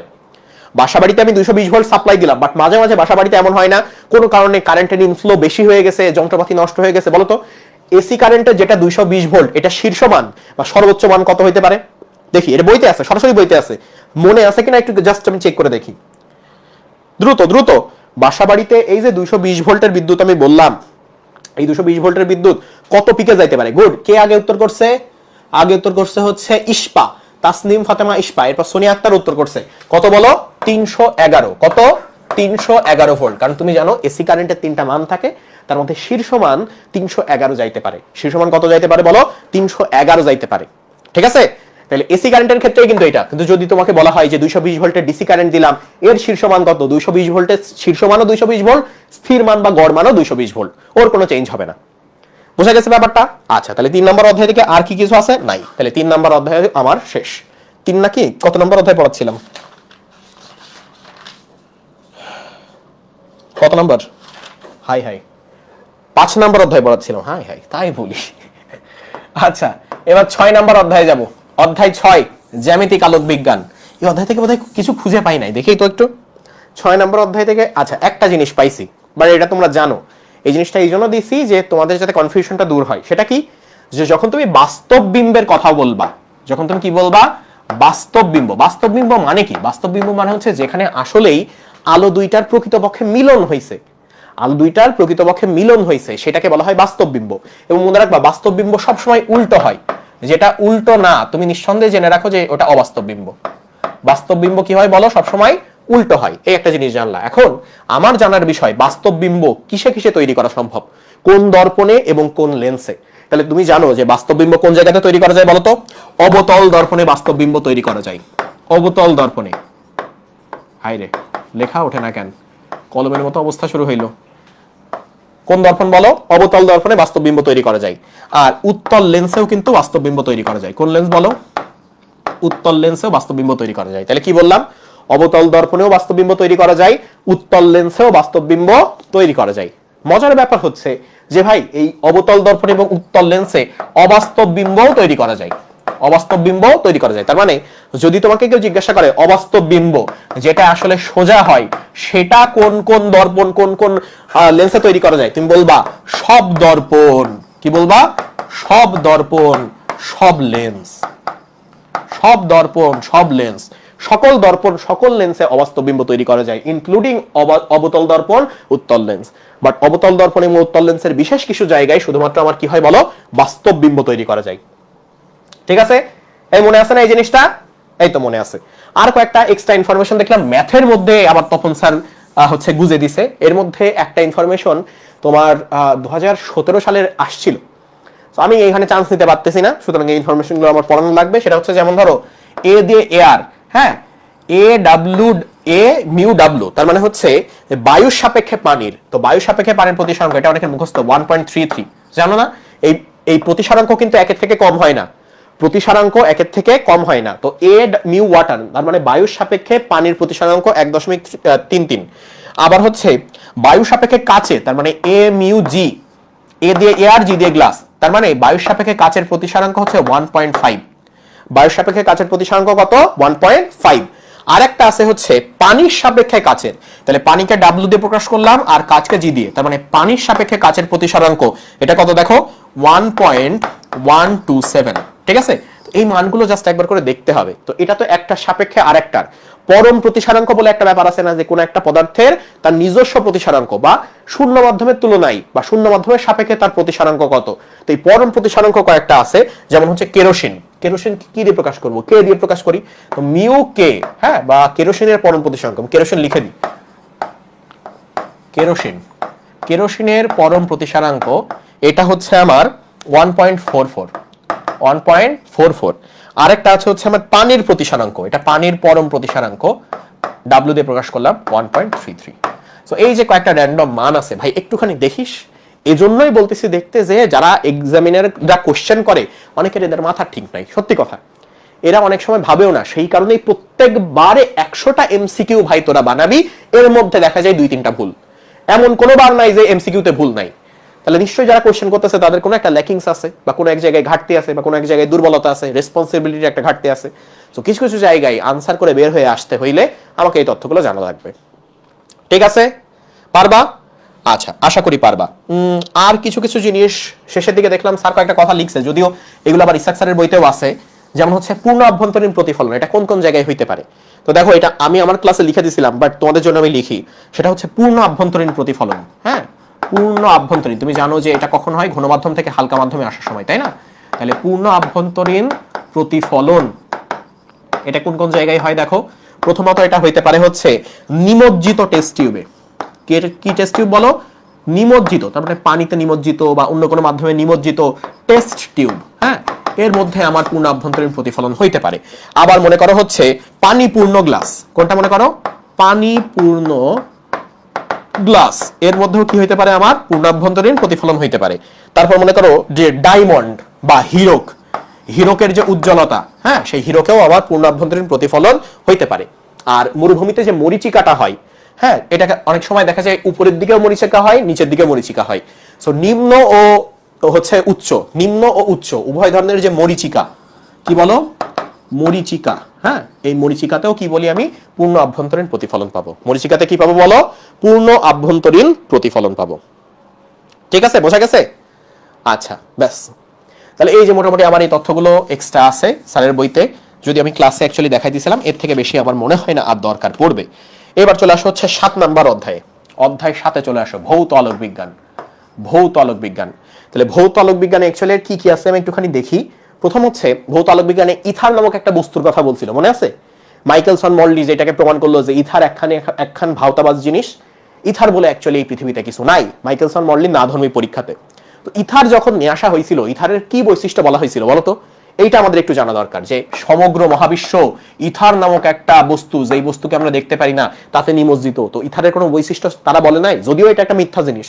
বাট কি বৈশিষ্ট্য বলছিল? বৈশিষ্ট্য বলছিল যে এটা একটা অবিচ্ছিন্ন মাধ্যম। অবিচ্ছিন্ন মানে কি? যে সব জায়গায় আছে। অবিচ্ছিন্ন মাধ্যম মানে কি? পুরো মহাবিশ্ব এতে ডুবে আছে, কোনো জায়গাতে আছে কোনো জায়গাতে নাই, এরকম না। দ্বিতীয় যে তথ্যটা এরা বলছিল সেটা হচ্ছে এর স্থিতিস্থাপকতা অনেক বেশি। কি বলছিল? স্থিতিস্থাপকতা অনেক বেশি, এই প্রশ্নটা করছিল। এবার তখন মানুষ প্রশ্ন করা শুরু করলো, কই, আমি তো আমার চারপাশে কোনো ইথার দেখি না, তাহলে তুমি কি করে ইথারের নাম নিলা? তখন ও বলল, দেখেন না, তার কারণ হচ্ছে যে এর ঘনত্ব খুবই কম। কি বলল? এর ঘনত্ব খুবই কম। তাহলে ইথার সম্পর্কে কি বলা হয়েছিল? ইথার একটা অবিচ্ছিন্ন জিনিস বলা হয়েছিল, তার সাথে বলা হয়েছিল স্থিতিস্থাপকতা অনেক বেশি, এবং কেন দেখি না তার উত্তরে বলা হয়েছিল যে এর ঘনত্ব খুবই কম। ঠিক আছে, তাহলে এই তিনটা তথ্য আমরা জানলাম। আচ্ছা, আর কি কি আছে আমরা দেখি হচ্ছে, হ্যাঁ, সেটা হচ্ছে বিভিন্ন ধরনের, এই যে যেমন এক্স রে, আমরা জানি যে এক্স রে কিভাবে তৈরি করা হয়। ধাতব একটা আছে, ধাতব পাত, তার উপর তুমি যখন ক্যাথোড রে বা ইলেকট্রন ফেলতেছো, তখন অনুপ্রভা হিসেবে এক্স রে চলে আসছে। তখন স্বাভাবিকভাবে প্রশ্ন আসে, এক্স রে যেভাবে আমি তৈরি করতে পারি, আমি ইউভি লাইটকে কি তৈরি করতে পারি? পারি। তো কিভাবে ইউভি লাইটকে তৈরি করা যায়? দেখো, দুইটা পদ্ধতি আছে। একটা হলো carbon arc lamp. Carbon arc lamp, হ্যাঁ, যেই ল্যাম্পের মধ্যে কার্বনটা আর্ক হিসেবে থাকে, কার্বনটা কি হিসেবে, কোর বা আর্ক হিসেবে থাকে। অথবা আমি কোয়ার্টোজ টিউব, কি টিউব বলো? কোয়ার্টোজের নাম শুনছো না? শুনছো তো, কোয়ার্টোজ টিউব। এই দুইটার মধ্য দিয়ে, তার মানে দুইটা জিনিস, একটা হলো কার্বন আর্ক ল্যাম্প, আর একটা হচ্ছে কোয়ার্টোজ টিউব। এর মধ্য দিয়ে যদি আমি পারদ গ্যাস চালাতে পারি, কি গ্যাস? পারদ গ্যাস। তার মানে নিশ্চয়ই পারদকে উচ্চ তাপমাত্রায় গ্যাসে পরিণত করতে হবে। পারদ গ্যাসকে যদি আমি এর মধ্যে দিয়ে চালাইতে পারি, তাহলে যেই নল দিয়ে ওই গ্যাসটা খরিত হবে, সেই নল, তার মানে ওই জায়গাতে ক্ষরণ নল, সেটা যদি সূর্য রশ্মি, কোন রশ্মি বলো? সেটা যদি সূর্য রশ্মি সংস্পর্শে আসে, তাহলে ওখান থেকে ইউভি রশ্মি বা আল্ট্রাভায়োলেট রশ্মি বের হবে। কি বললাম? কার্বন আর্ক ল্যাম্প আর কোয়ার্টাস টিউব, এইটাকে ক্ষরণ নল বানিয়ে ওর মধ্যে যদি আমি পারদ গ্যাস চালনা করতে পারি, তাহলে ওই ক্ষরণ নলটা সূর্য রশ্মি সংস্পর্শে এসে সেখান থেকে ইউভি রশ্মি বা আল্ট্রাভায়োলেট রশ্মি বের হতে হবে। ঠিক আছে, বোঝা গেছে ব্যাপারটা? আচ্ছা, ব্যাস। আবার শাহবাগে যাচ্ছে কে? এই আবার কে বলতেছে রে, চলেন শাহবাগে।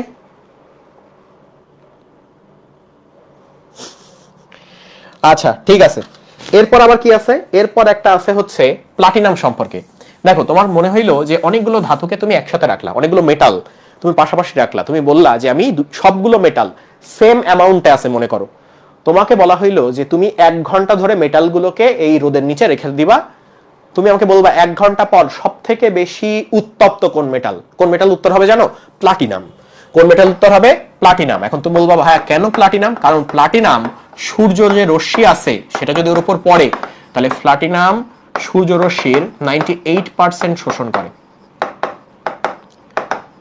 প্লাটিনাম যেটা আছে এটা সূর্য রশ্মির 98% শোষণ করে, বুঝছো? প্লাটিনাম কিন্তু বেশ দামি ধাতু, অন্তত সোনার থেকে বেশি দামি কিন্তু প্লাটিনাম। এই প্লাটিনামটা সূর্য রশ্মির কত পার্সেন্ট শোষণ করে বলো? 98% শোষণ করে। ঠিক আছে, আচ্ছা। এরপর আরেকটা ব্যাপার আছে, সেটা হচ্ছে একটু আগে তো আমরা ইউভি রশ্মি নিয়ে বললাম, আল্ট্রাভায়োলেট রে নিয়ে বললাম, এখন আমরা একটু ইনফ্রারেড রশ্মি বা অবলোহিত রশ্মি নিয়ে বলি। এই যে ইনফ্রারেড রশ্মি, এটাকে শনাক্ত করারও একটা পদ্ধতি আছে। তো ইনফ্রারেড রশ্মি শনাক্তকরণ করার পদ্ধতি হচ্ছে থার্মোকাপল ফটোট্রানজিস্টর। আমি একটু লিখে দিই, থার্মোকাপল ফটোট্রানজিস্টর। থার্মোকাপল ফটোট্রানজিস্টর, ঠিক আছে? তাহলে ইনফ্রারেড রে যেটাকে আমরা বলি বা অবলোহিত রশ্মি যেটা বলি, কোন এক জায়গায় অবলোহিত রশ্মি আছে, আমি তো খালি চোখে দেখতে পারবো না, দেখার উপায় হচ্ছে এই থার্মোকাপল ফটোট্রানজিস্টর। মজার ব্যাপার হচ্ছে যে এই ইনফ্রারেড রে এর জন্য যে থার্মোকাপল ফটোট্রানজিস্টর, এটা যদি তুমি কোনো মানুষের সামনে ধরো, তুমি দেখবা মানুষের শরীর থেকেও বিভিন্ন ধরনের তাপ বের হচ্ছে, কারণ মিডিল আয়ার বা বডি আয়ার বলে যেটাকে আমরা পরিচিত, সেটাও কিন্তু একটা আয়ার এবং এটা মানুষের দেহ থেকে নির্গত হয়। তাই না বলো? জানো তো এই জিনিসটা তোমরা? আচ্ছা ঠিক আছে, তাহলে ইনফ্রারেড রশ্মি এই ঘটনাটা জানা গেল। আচ্ছা খুব ভালো কথা। এই কাপল শুনে একটা কথা মনে পড়লো। মনে করো আমি জানি এই জায়গাতে যারা আসো এদের মধ্যে অনেকে কাপল হয়ে পড়ালেখা করতেছো, আমি খুব ভালো করেই জানি। হ্যাঁ, মানে আমিও তো ওই টাইমটা পার করে আসছি, আমার বন্ধু বান্ধবরা দেখছি, আমিও জানি কাপল হয়ে পড়াশোনা করছো কিরকম, যে আমরা কাপল, আমরা এখন স্টাডি পার্টনার হব, দুইজন হচ্ছে মনে করো যে সেই রকম কুপায় পড়বো, একজন ফার্স্ট হবো একজন সেকেন্ড হবো, এরকম ইচ্ছা আছে আমি জানি তোমাদের মধ্যে। এখন আমি বলি কাপলরা পড়াশোনা করার সমস্যা নাই, সমস্যা হচ্ছে এটা যে পড়াশোনা তো হয় না রে ভাই। কারণ যেই জায়গাতে হিউম্যান হরমোন কোনোভাবে ইনক্লুডেড আছে, ওই জায়গাতে হিউম্যান হরমোন যেখানে কোনোভাবে একটু হইলেই উদ্দীপিত হয়ে যাবে, সেখানে কিভাবে তুমি পড়াশোনা করবা বলো? সম্ভব আদেও? আমার তো মনে হয় না সম্ভব, আমার মনে হয় না সম্ভব। আমি বিয়ের পরে পড়তে পারতেছি না, আর তোমরা বিয়ের আগে কাপল হয়ে খুব পড়বা, মনে হয় খুব পড়া হবে? হবে না, আমার মনে হয় না হবে। এখন তোমরা যদি পড়তে পারো ইটস ইওর উইশ। অনেকে আবার খুব কঠিন ভাবে বলে যে না ভাইয়া, মানে অনেকে চান্স পাইছে, কিন্তু আমার নিজের কয়েকটা বন্ধু আছে যে যারা কাপল ছিল, পড়াশোনা করছে, চান্স পাইছে, এরা ভাই এক্সট্রা লেভেলের ব্রিলিয়ান্ট। আমি আমার লেভেলের যে মিডিওকর প্লেয়ার আছে তাদের ব্যাপারে বলতেছি যে ভাই এখন যদি তুই প্রেম করিস আর পড়াশোনা করিস, যে কোনো একটা প হবে, এখন কোন প হবে তুই বেছে নে, ঠিক আছে? আচ্ছা ব্যাস, তাহলে 7 নম্বর অধ্যায়ে আর কি কোনো এক্সট্রা তথ্য আছে? হ্যাঁ, আর একটা এক্সট্রা তথ্য আছে। ইনফ্রারেড নিয়ে বলছিলাম না যে এটাকে আমরা কিভাবে হচ্ছে শনাক্ত করতে পারি, আর একটা এক্সট্রা তথ্য আছে, এটা আমি একটু লিখে দিই। সেটা হচ্ছে তোমরা জানো ইনফ্রারেড রশ্মির কারণে কিন্তু আমরা অন্ধকারে ওই যে নাইট গগলস তৈরির যে ব্যাপারটা, এটা জানো না তোমরা?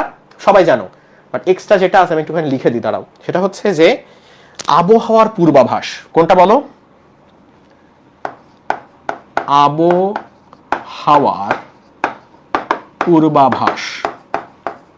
হ্যাঁ, আবহাওয়ার পূর্বাভাস। আবার মনে করো হচ্ছে যে কুয়াশার মধ্যে ছবি তোলা, কুয়াশার ভেতর, ইভেন অন্ধকারের মধ্যে, হ্যাঁ, কুয়াশার ভেতর ছবি তোলা বা অন্ধকারের মধ্যে ছবি তোলা। আবার মাঝে মাঝে দেখবা যে অনেক জায়গাতে মৌসুমী ফলগুলো শুকনো করে রাখে, শুষ্ক করে রাখে, যাতে পরের মৌসুম যখন অফ সিজন তখন বেশি দামে বিক্রি করতে পারে। তাহলে ফল শুষ্ককরণে, ফল কি করণে? শুষ্ককরণে। এই 3 কাজেই কিন্তু আমি ইনফ্রারেড রশ্মি ব্যবহার করি। কোন রশ্মি ব্যবহার করি বলো? ইনফ্রারেড রশ্মি ব্যবহার করি। বোঝা গেছে ব্যাপারটা? তাহলে সেই হিসেবে আবহাওয়ার পূর্বাভাসের জন্য বলো, কুয়াশা বলো, কি অন্ধকার বলো, কুয়াশাও বলতে পারো, অন্ধকার বলতে পারো। তাহলে অন্ধকার বা কুয়াশার ভিতর ছবি তোলার জন্য আমার ইনফ্রারেড রশ্মি লাগে। আবার ফল শুষ্ককরণের জন্য, গুদামে যদি ফল শুষ্ককরণ করতে চাও সেই ক্ষেত্রে আমার ইনফ্রারেড রশ্মি লাগে। ঠিক আছে? আচ্ছা ব্যাস, তাহলে এই জিনিসগুলো আমরা মোটামুটি বুঝলাম। আমাদের 7 অধ্যায়ের এক্সট্রা তথ্য এখান থেকে শেষ হলো। এবার চলে যাব অধ্যায় 8-এ। কোনটায় চলে যাব? অধ্যায় 8-এ চলে যাব। হ্যাঁ, অধ্যায় 8টা কি? আধুনিক পদার্থবিজ্ঞানের সূচনা। তো আধুনিক পদার্থবিজ্ঞানের সূচনায় একটা জিনিসই সম্ভবত আমি পাইছি, সেটা হচ্ছে যে একটা হচ্ছে আমার কি বলো, এক্স রে, যেটা নিয়ে একটু আগে বললাম, এক্স রে। আর একটা হচ্ছে আমার ফটো ইলেকট্রিক। হ্যাঁ, ফটো ইলেকট্রিক ক্রিয়া, ফটো ইলেকট্রিক ক্রিয়া। একটা কি বলো? এক্স রে, আর একটা হচ্ছে ফটো ইলেকট্রিক ক্রিয়া। এক্স রের ক্ষেত্রে কি হয় দেখো, এক্স রেতে এরকম একটা ধাতু থাকে, এই ধাতুর উপর তুমি অ্যাঙ্গেল করে কি করলা, তুমি ইলেকট্রন ফ্লো করতেছো, ইলেকট্রন বা ক্যাথোড রে তুমি ফ্লো করতেছো। যখন ইলেকট্রনগুলো এখানে বাউন্সড হচ্ছে কোনোভাবে, এখান থেকে অনুপ্রবাহ আকারে তুমি কি পাচ্ছ? এক্স রে পাচ্ছ। তার মানে তুমি ইলেকট্রন ছুড়ে পাচ্ছ, তুমি কি পাচ্ছ বলো? আলো পাচ্ছ। এক্স রে তো একটা লাইট, এই এক্স রে তো একটা light, not visible light, invisible, but still তো লাইট। তাহলে তুমি ইলেকট্রন মারতেছো, লাইট পাইতেছো। ফটো ইলেকট্রিক ক্রিয়ায় দেখা যায় যে তুমি লাইট মারতেছো, তুমি কি মারতেছো? সূর্য রশ্মি বা লাইট মারতেছো। সেই লাইট এখানে এসে হুট করে যোজ্যতা স্তরের একটা ইলেকট্রন সেই শক্তি গ্রহণ করে এখান থেকে একটা ইলেকট্রন বের করতেছে। তাহলে তুমি দেখো, এক্স রে তে ইলেকট্রন মারতেছো, লাইট পাইতেছো, ফটো ইলেকট্রিকে তুমি লাইট মারতেছো, ইলেকট্রন পাইতেছো। সম্পূর্ণ অপোজিট না? তাহলে পরীক্ষায় যদি বলে যে এক্স রে তৈরির প্রক্রিয়ার অপোজিট প্রক্রিয়া কি, তুমি বলবা ফটো ইলেকট্রিক ক্রিয়া। কি বলো? যে এক হচ্ছে এক্স রে যেটা, হ্যাঁ, এক্স রে যে প্রক্রিয়ায় তৈরি হয় তার অপোজিট প্রক্রিয়ায় ফটো ইলেকট্রিক ক্রিয়া হয়, আবার ফটো ইলেকট্রিক ক্রিয়া যে প্রক্রিয়া হয় তার অপোজিট প্রক্রিয়ায় এক্স রে হয়। দেখছোই তো, ইনপুট আউটপুট সম্পূর্ণ উল্টো। আচ্ছা গেল, মোটামুটি এই একটা তথ্য আমি 8 অধ্যায়ে পাইছি। আর আলহামদুলিল্লাহ 8 অধ্যায় এক্সট্রা কোনো কথাবার্তা তপন স্যার করে নাই, কারণ ভাই এই 8 অধ্যায়ে কাল দীর্ঘায়ন আছে, দৈর্ঘ্য সংকোচন আছে, ভর বৃদ্ধি আছে। এইটা নিয়ে অনার্স লেভেলে যে পেছানো যায় ভাই, তোরা জানিস না, যদি জেনে থাকিস তাহলে ভালো। তপন স্যারকে ধন্যবাদ দেব যে নিজের বইকে ইউনিক করার জন্য উনি এই জায়গাতে এক্সট্রা সেসব পেছাল আনেন নাই, আনলে আমরা সর্বনাশে পড়তাম। এই 8 অধ্যায় পড়াইতে গিয়ে 1 ঘন্টা লাগতো, তাহলে 8 অধ্যায় নাই কিছু। হ্যাঁ, এবার 9 অধ্যায় চলে আসো। 9 অধ্যায় কি কিছু পাইছিলাম? সম্ভবত পাই নাই। 9 অধ্যায় হ্যাঁ পাইছি, কয়েকটা পাইছি। কিরকম? যেমন হচ্ছে তুমি জানো নিউক্লিয়ার ফিশন প্রক্রিয়ায় এই যে নিউট্রন যেটাকে আমরা বলি, এই নিউট্রনটা কিন্তু উন্মুক্ত করে দেওয়া হয়। নিউট্রন দিয়ে একটা ভারী, আমরা কি করি যে কোনো একজনকে রাগাই দেওয়ার জন্য পোক করি না, তো নিউট্রন দিয়ে ভারী ভারী যে হচ্ছে বড় বড় মৌলগুলো আছে, ইউরেনিয়াম, রেডিয়াম, ওগুলো যখন একটু দেরি করে ভাঙার জন্য ওগুলোকে গিয়ে একখান ধাক্কা মারা লাগে খুব গতিশীল একটা নিউট্রন দিয়ে, তখন দেখা যায় সাথে সাথে ওখানে নিউক্লিয়ার ফিশন বিক্রিয়া শুরু হচ্ছে। তো এই যে আমার নিউট্রনগুলো মারা হয়, এগুলোকে বলা হয় নিউট্রন খণ্ডাংশ। এবং একটা নিউট্রন খণ্ডাংশ তৈরির পর কতদিন পর্যন্ত সেটা থাকবে, অর্থাৎ এর অর্ধায়ু কতটুকু, সেটা আমি একটুখানি জানবো। তো একটা নিউট্রনের অর্ধায়ু, এইটাই এক্সট্রা দেখলাম আছে, যে নিউট্রনের অর্ধায়ু, হ্যাঁ, নিউট্রনের অর্ধায়ু কতদিন দেখো, নিউট্রনের অর্ধায়ু হচ্ছে 10.6 দিন না, নিউট্রনের অর্ধায়ু হচ্ছে 10.6 মিনিট। নিউট্রনের অর্ধায়ু কত বলো? নিউট্রনের টি হাফ হচ্ছে 10.6 মিনিট। ঠিক আছে? আচ্ছা, এরপর আবার তেজস্ক্রিয়তার একটা ব্যাপার আছে, সেটা হচ্ছে যে রেডিয়ামের তেজস্ক্রিয়তা আর ইউরেনিয়ামের তেজস্ক্রিয়তা। রেডিয়ামের তেজস্ক্রিয়তা দেখো, রেডিয়ামের তেজস্ক্রিয়তা, যদিও আমরা ইউরেনিয়ামটা বেশি ব্যবহার করি, বাট এটা জেনে রাখো যে রেডিয়ামের তেজস্ক্রিয়তা ইউরেনিয়ামের যে তেজস্ক্রিয়তা আছে তার থেকে 10 লক্ষ গুণ বেশি। কি বললাম? এই রেডিয়ামের তেজস্ক্রিয়তা ইউরেনিয়ামের তেজস্ক্রিয়তা থেকে কত গুণ বেশি বলো? 10 লক্ষ গুণ বেশি। কত গুণ? 10 লক্ষ গুণ বেশি। 10 লক্ষ গুণ বেশি। তাহলে এটা একটু এক্সট্রা ইনফরমেশন, এটা একটু জেনে রাখো। আর আরেকটা তথ্য আমরা একটা জিনিস বলতে পারি, সেটা হচ্ছে আমরা জানি 2 ধরনের নিউক্লিয়ার বিক্রিয়া আছে, একটা হলো নিউক্লিয়ার ফিশন, একটা হচ্ছে নিউক্লিয়ার ফিউশন। নিউক্লিয়ার ফিশন যে বিক্রিয়া, কোন বিক্রিয়া বলো? Nuclear fission. নিউক্লিয়ার ফিশন অর্থাৎ যে বিক্রিয়াটা আমরা সাধারণত করি, এখানে কিন্তু প্রত্যেকটা ফিশনে, কি ফিশনে বলো? প্রতি ফিশনে কতটুকু শক্তি তৈরি হয় জানো? এই জানা আছে 2.47। দেখো, শক্তির ব্যাপার না, শক্তি তোমরা জানো অলরেডি। শক্তি তোমরা জানো কয়টা নিউট্রন উন্মুক্ত হয়, কারণ ওখানে যে ইউরেনিয়াম রেডিয়ামকে তুমি ভাঙবা নিউট্রন দিয়েই তো ভাঙবা। তো প্রত্যেক ফিশনে কয়টা করে নিউট্রন তৈরি হয়, কয়টা নিউট্রনকে শান্ত করতে হয় মনে আছে? মডুলেটরের নাম মনে আছে? নিউট্রনগুলোকে শান্ত করার জন্য মডুলেটর ইউজ করি না আমি নিউক্লিয়ার চুল্লিতে। তাহলে ওই জায়গাতে 2.47 এতটি নিউট্রন মুক্ত হয়। কতটা বলো? নিউট্রন মুক্ত হয় 2.47টা প্রত্যেকটা ফিশনে। ওই যে আমি বললাম না নিউট্রনের খণ্ডাংশও মুক্ত হয়, সেই কারণে দেখো খণ্ডাংশ আকারে আছে 2.47। এটা আবার 247 মনে করো না, 2.47টা নিউট্রন কি হয় বলো? উন্মুক্ত হয় প্রত্যেক ফিশন বিক্রিয়ায়। ঠিক আছে? আচ্ছা, আর সবশেষে তোমরা মেসনের নাম শুনছো, পায়োন, মেসন নাম শুনছো না?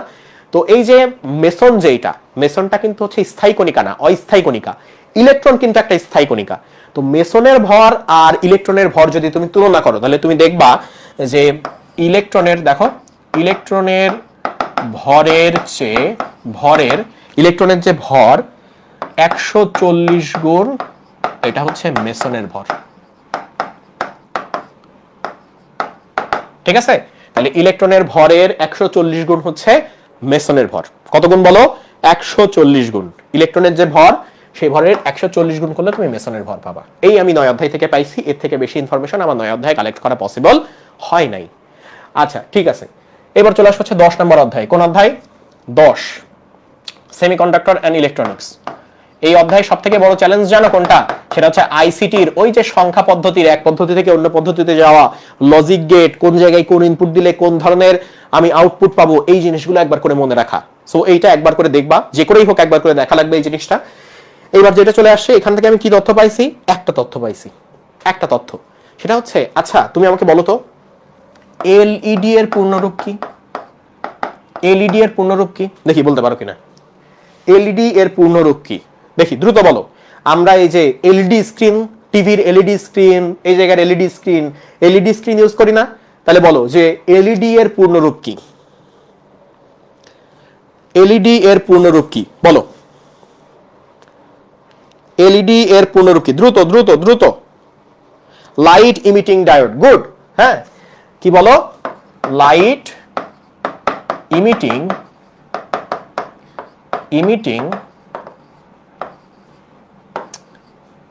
Light emitting diode. Light emitting কি বলো? ডায়োড। ঠিক আছে। আচ্ছা, তাহলে এই যে আমরা ডায়োডগুলো, এই পিএন জাংশনের ডায়োড দেখি না, পিএন জাংশনের যে ডায়োড, আমার এলইডি আসলে আর কিছুই না, এমন একটা ডায়োড যে এই ডায়োডটা অ্যাকচুয়ালি লাইট ইমিট করে। তাহলে আমরা যখন একটা স্ক্রিন দেখি এবং না বলে এটা এলইডি স্ক্রিন, তার মানে ওর মধ্যে শত শত শত শত এরকম ডায়োড মিলে সবাই উজ্জ্বল হয়ে আমার একটা স্ক্রিন তৈরি করছে। তাহলে এলইডির পূর্ণরূপ কি বলো? Light emitting diode. তাহলে ডায়োডের কথা যেহেতু চলেই আসলো, তাহলে জেনে রাখো আমরা সোলার প্যানেল ইউজ করি না? সোলার প্যানেলে কোন কোষ থাকে? সৌরকোষ থাকে। তাহলে জেনে রাখো সৌরকোষও কিন্তু একটা, সৌরকোষ যেটা সৌরকোষ, এটাও কিন্তু একটা পিএন ডায়োড। সৌরকোষ কি বলো? একটা পিএন ডায়োড। তাহলে সৌরকোষ যেখানে ফটোইলেকট্রিক ক্রিয়া হয় সেটাও একটা ডায়োড, সেটাও একটা কি বলো? ডায়োড। আমার এখনো মনে আছে, আমি তখন কলেজের ফার্স্ট ইয়ারে প্রথম বার্ষিক পরীক্ষা দিচ্ছি। আমাদের 3 বার পরীক্ষা হইতো আবার। তো প্রথম বার্ষিক পরীক্ষায় আমাদের সব রোল পাশাপাশি, আমার এক ফ্রেন্ড ও বলতেছে, ভাই এই সিওডি এর পূর্ণরূপ মনে পড়তেছে না। সম্ভবত কোন একটা জায়গায় যেন পড়ছিলাম, কলেজে নাকি ক্লাস 10-এ সম্ভবত। সিওডি এর পূর্ণরূপ মনে পড়তেছে না। তখন আবার কল অফ ডিউটি খেলতাম। হ্যাঁ, তো ও লিখে ফেলছে সিওডি হচ্ছে ক্যাশ অন, সিওডির ওখানে আসলে ছিল ক্যাশ অন ডেলিভারি, বুঝছো? সম্ভবত ওই যে কি একটা মাঝখানে চালু করছিল না বই, কি যেন নাম ছিল, ক্যারিয়ার ও কি একখান নাম ছিল, চিকন একটা বই, ওখানে ছিল সিওডি ক্যাশ অন ডেলিভারি। তো কল অফ ডিউটি লিখে চলে আসছে। পরে আমাদের স্যার সম্ভবত ওই খাতা দেখানোর সময় মানে আধা ঘন্টা ওই টেবিলের উপর দাঁড় করায় রাখছিল এটা লেখার জন্য। তো ওই মাঝে মাঝে এই পূর্ণরূপগুলো একবার দেখো, বুঝছো? যেমন তোমাকে যদি এখন জিজ্ঞাসা করি যে সোনার, মনে আছে সোনার কোন জায়গায় ব্যবহার করা হয়? সোনারের পূর্ণরূপ কি বলতে পারবা?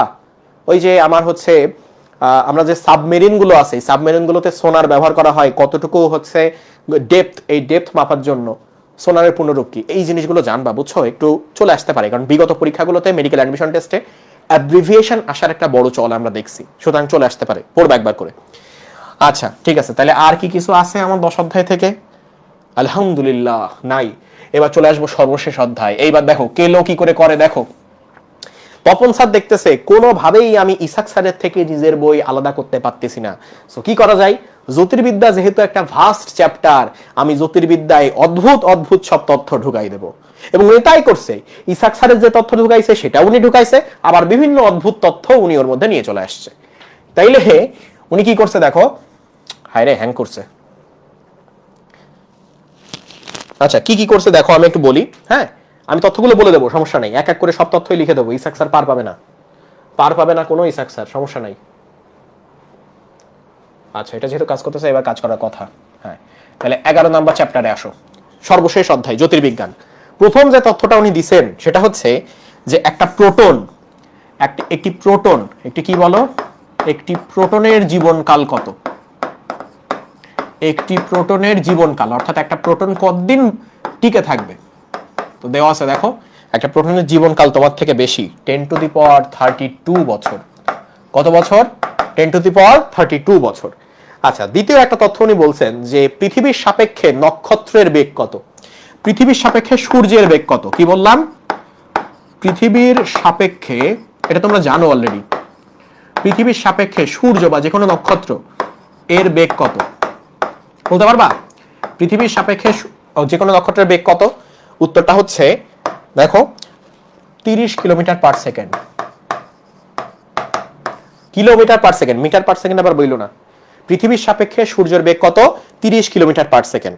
আচ্ছা ঠিক আছে, আর একটা উনি বলছেন যে বিশ্বের মৌলিক উপাদান কোনটা? বললো হচ্ছে মহাবিশ্বের। বলতো মহাবিশ্বের মৌলিক উপাদান কোনটা? দেখি বলতে পারি। মহাবিশ্বের মৌলিক উপাদান, অদ্ভুত একটা উত্তর। মহাবিশ্বের মৌলিক উপাদান, বলো মহাবিশ্বের মৌলিক উপাদানের নাম কি?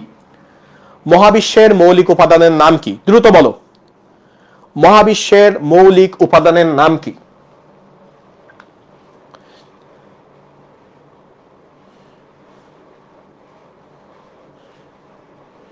মহাবিশ্বের মৌলিক উপাদানের নাম কি? দ্রুত দ্রুত দ্রুত দ্রুত দ্রুত দ্রুত শেষ করতে হবে তো। গ্যালাক্সি। এই তো লামিয়া সরকার প্রথম ঠিক লিখছে, মহাবিশ্বের মৌলিক উপাদানের নাম হচ্ছে গ্যালাক্সি। কি একটা অদ্ভুত কথা, গ্যালাক্সি কেন মৌলিক উপাদান হবে রে বাবা? বাট লিখছে, আমরা পড়বো, কোনো কথা নাই। মহাবিশ্বের মৌলিক উপাদানের নাম কি দিছে বলো? গ্যালাক্সি দিছে। আচ্ছা ঠিক আছে, এরপর মহাবিশ্বের বয়স নির্ণয় করার ব্যাপার। তো মহাবিশ্বের বয়স দেখো, মহাবিশ্বের বয়স কি অনুসারে? মহাবিশ্বের এই বয়সটা নির্ণয় করা হয়েছে হাবল, দেখো হাবল পরামিতি অনুসারে। কি অনুসারে? হাবল পরামিতি। হ্যাঁ, হাবল পরামিতি মানে কি? আমরা হাবলের, এডুইন হাবলের কথা পড়ছি না, যে আমাদের এই যে সম্প্রসারণ হচ্ছে, মহাবিশ্বটা সম্প্রসারিত হচ্ছে, এই সম্প্রসারণের বয়সটা উঠে গেছে না? আচ্ছা, এই সম্প্রসারণের বেগ কত বলতো? ভি সমানুপাতিক ডি, দূরত্বের সমানুপাতিক। সেখান থেকে আমরা সমীকরণ পাইছিলাম V equal to H D. এই যে সমীকরণ, এই সমীকরণ মোতাবেক কতটুকু দূরত্ব সরে গেছি, সেই সরে যাওয়া দূরত্ব হিসেবে মেপে মহাবিশ্বের বয়স নির্ণয় করা হয়েছে। কত দেখো? 14 × 10⁹ বছর।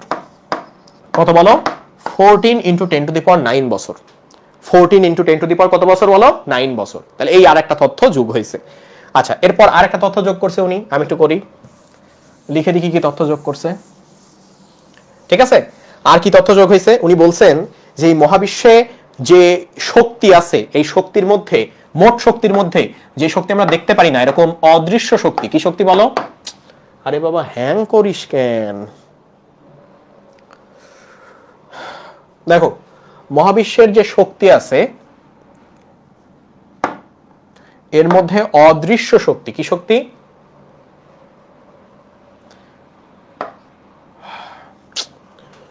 বোর্ডটা একটু সার্ভিসিং এ পাঠাইতে হবে, দেখি। তাইলে অদৃশ্য শক্তি, কি শক্তি? অদৃশ্য শক্তি। অদৃশ্য শক্তি হচ্ছে 74%। চিন্তা করো, আমাদের মহাবিশ্বে যে শক্তি আছে এর মধ্যে দৃশ্যমান শক্তি তাহলে বাকি কতটুকু হয়? অদৃশ্য শক্তি হচ্ছে 75%। আচ্ছা, এবার বস্তুর হিসাবে আসি। বলা হয়েছে অদৃশ্য বস্তু। কি বস্তু? অদৃশ্য বস্তু। অদৃশ্য বস্তু হচ্ছে 22%। অর্থাৎ যে বস্তু আমরা দেখি, যে বস্তু চোখে দেখা যায়, সেটার পরিমাণ 88%, বাকি 22% হচ্ছে অদৃশ্য বস্তু। আচ্ছা, আর সাধারণ বস্তু, যে বস্তু চারপাশে দেখতে পারি, সাধারণ বস্তু, সাধারণ বস্তু আছে মাত্র 4%। সাধারণ বস্তু কয় পার্সেন্ট? 4%। তাহলে এই তিনটা পার্সেন্টেজ একটুখানি মনে রাখো, বুঝছো? তিনটা পার্সেন্টেজ একটুখানি মনে রাখো, যে অদৃশ্য বস্তু এই মহাবিশ্বে আছে 74%, সরি, অদৃশ্য বস্তু 22%, অদৃশ্য শক্তি 74%, এবং সাধারণ বস্তু হচ্ছে আমার মাত্র 4%। ঠিক আছে। আচ্ছা, এইবার তোমাদের কাছে একটু কোশ্চেন করি, বলো তো, আমাদের সূর্য, এটা তো একটা নক্ষত্র, তো এটা কি ধরনের নক্ষত্র? এটা কি অনেক বড় নক্ষত্র? এটা কি অনেক বড় নক্ষত্র? এটা কি মিডিয়াম লেভেলের নক্ষত্র, নাকি এটা অনেক ছোট নক্ষত্র, নাকি কোনো শব্দ আছে?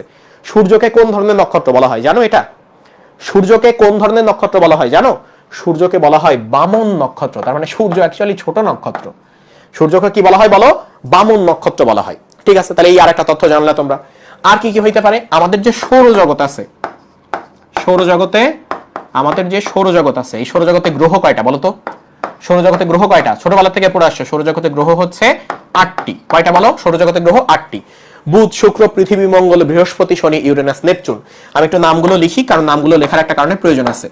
বুধ, শুক্র, পৃথিবী, মঙ্গল, পৃথিবী, মঙ্গল, বৃহস্পতি, বৃহস্পতি, শনি, ইউরেনাস, ইউরেনাস, আর লাস্টে হচ্ছে নেপচুন। লাস্টে কি? নেপচুন। এই 8টা হচ্ছে আমার সৌরজগতের 8টা গ্রহ। এখন মজার ব্যাপার হচ্ছে, এর মধ্যে এই যে বুধ, শুক্র, পৃথিবী, মঙ্গল আছে, বুধ, শুক্র, পৃথিবী, মঙ্গল আছে, এগুলোকে তুমি ছুঁইতে পারবা। অর্থাৎ যদি নাসা আজকে বলে যে আমরা বৃহস্পতিতে একটা মহাকাশযান পাঠাইছি, বৃহস্পতিতে গিয়ে ল্যান্ড করবে, ল্যান্ড করতে পারবে না। কারণ কি? কারণ এইগুলো হচ্ছে পার্থিব গ্রহ। কি গ্রহ? তপন স্যার এগুলোর নাম দিছে পার্থিব গ্রহ। অর্থাৎ এইগুলোর পৃথিবীর মতো শক্ত অবস্থান আছে। বাকি গ্রহগুলো আসলে গ্যাসের সমারোহ মাত্র। বাকি গ্রহগুলো কি? গ্যাসের একটা স্টোরেজ বা সমারোহ মাত্র। তার মানে ওখানে আমার ল্যান্ড করার কোনো সুযোগ নাই। তাহলে এই যে বৃহস্পতি থেকে আমার নেপচুন পর্যন্ত যেগুলো আছে, এগুলোকে আমি বলবো হচ্ছে গ্যাসীয় গ্রহ। কি গ্রহ বলবো? গ্যাসীয় গ্রহ বলবো। তাহলে 8টা গ্রহের মধ্যে 4টা গ্রহ, প্রথম 4টা গ্রহ পার্থিব গ্রহ, আর বাকি 4টা গ্রহ হচ্ছে গ্যাসীয় গ্রহ। এরপর তাহলে গ্রহের হিসাব তো গেল 8টা, তাহলে তুমি আমাকে বলো উপগ্রহ কয়টা? উপগ্রহ কয়টা বলো?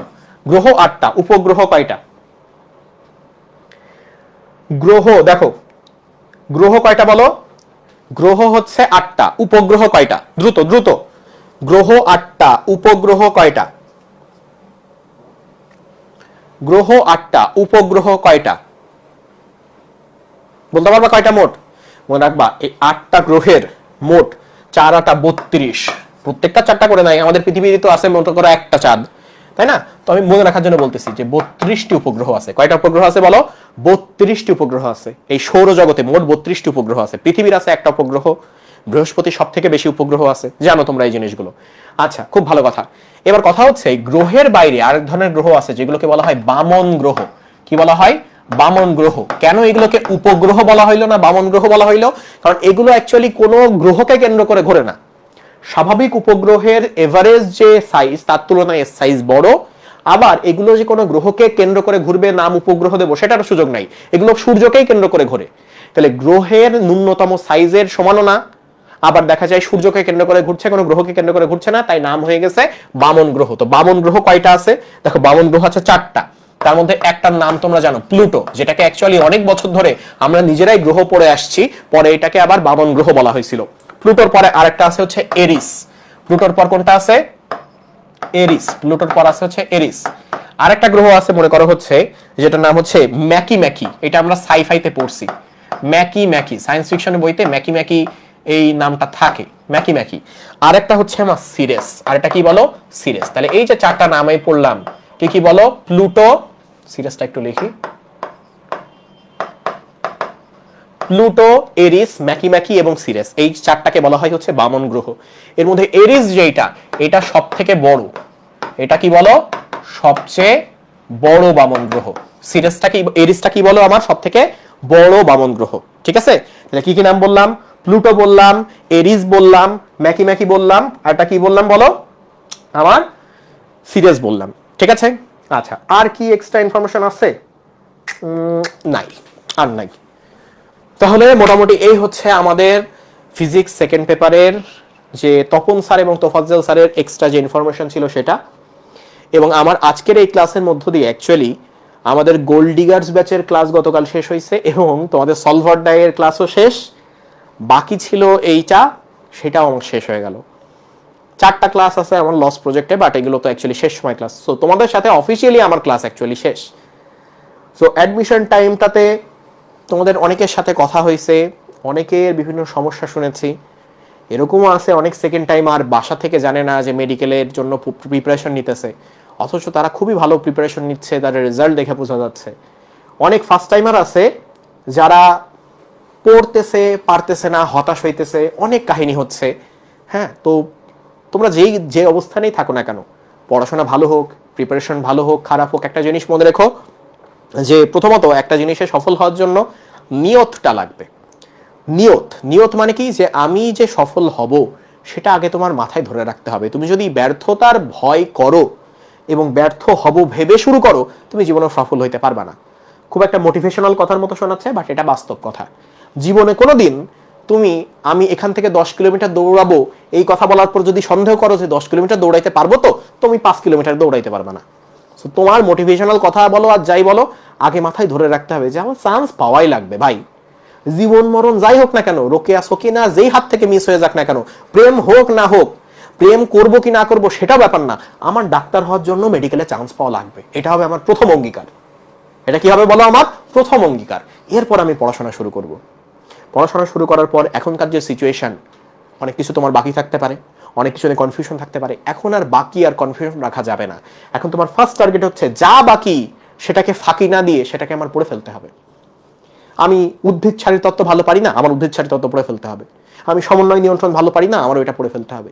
জৈব রসায়নে আমার ল্যাকিংস আছে, আমি ক্লাস করে হোক যে করেই হোক আমার জৈব রসায়ন শেষ করে ফেলতে হবে।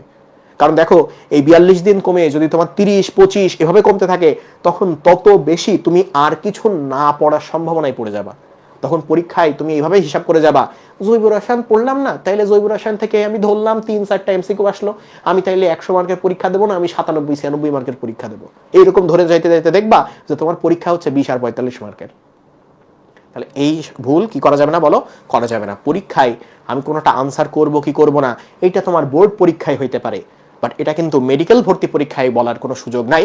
সব প্রস্তুতি নিয়ে পরীক্ষায় যাইতে হবে। তোমরা যারা যারা আছো সবার জন্য দোয়া কইরো, আমার জন্যও দোয়া কইরো। হ্যাঁ, তোমাদের সবার জন্য দোয়া থাকলো। আমিও বেশ অসুস্থ, এই যে একটু আগে ক্লাসে, শীতকালটা আমার জন্য খুবই খারাপ যায়, একটু আগে হুট করে দেখি যে আমার মুখ হচ্ছে লাংস থেকে রক্ত আসতেছে, বুঝছো? শীতকালটাই যে কোনো না যে কোনো ধরনের সমস্যা থেকে আল্লাহ তাআলা কতদিন আয়ু রাখছে আল্লাহ জানে।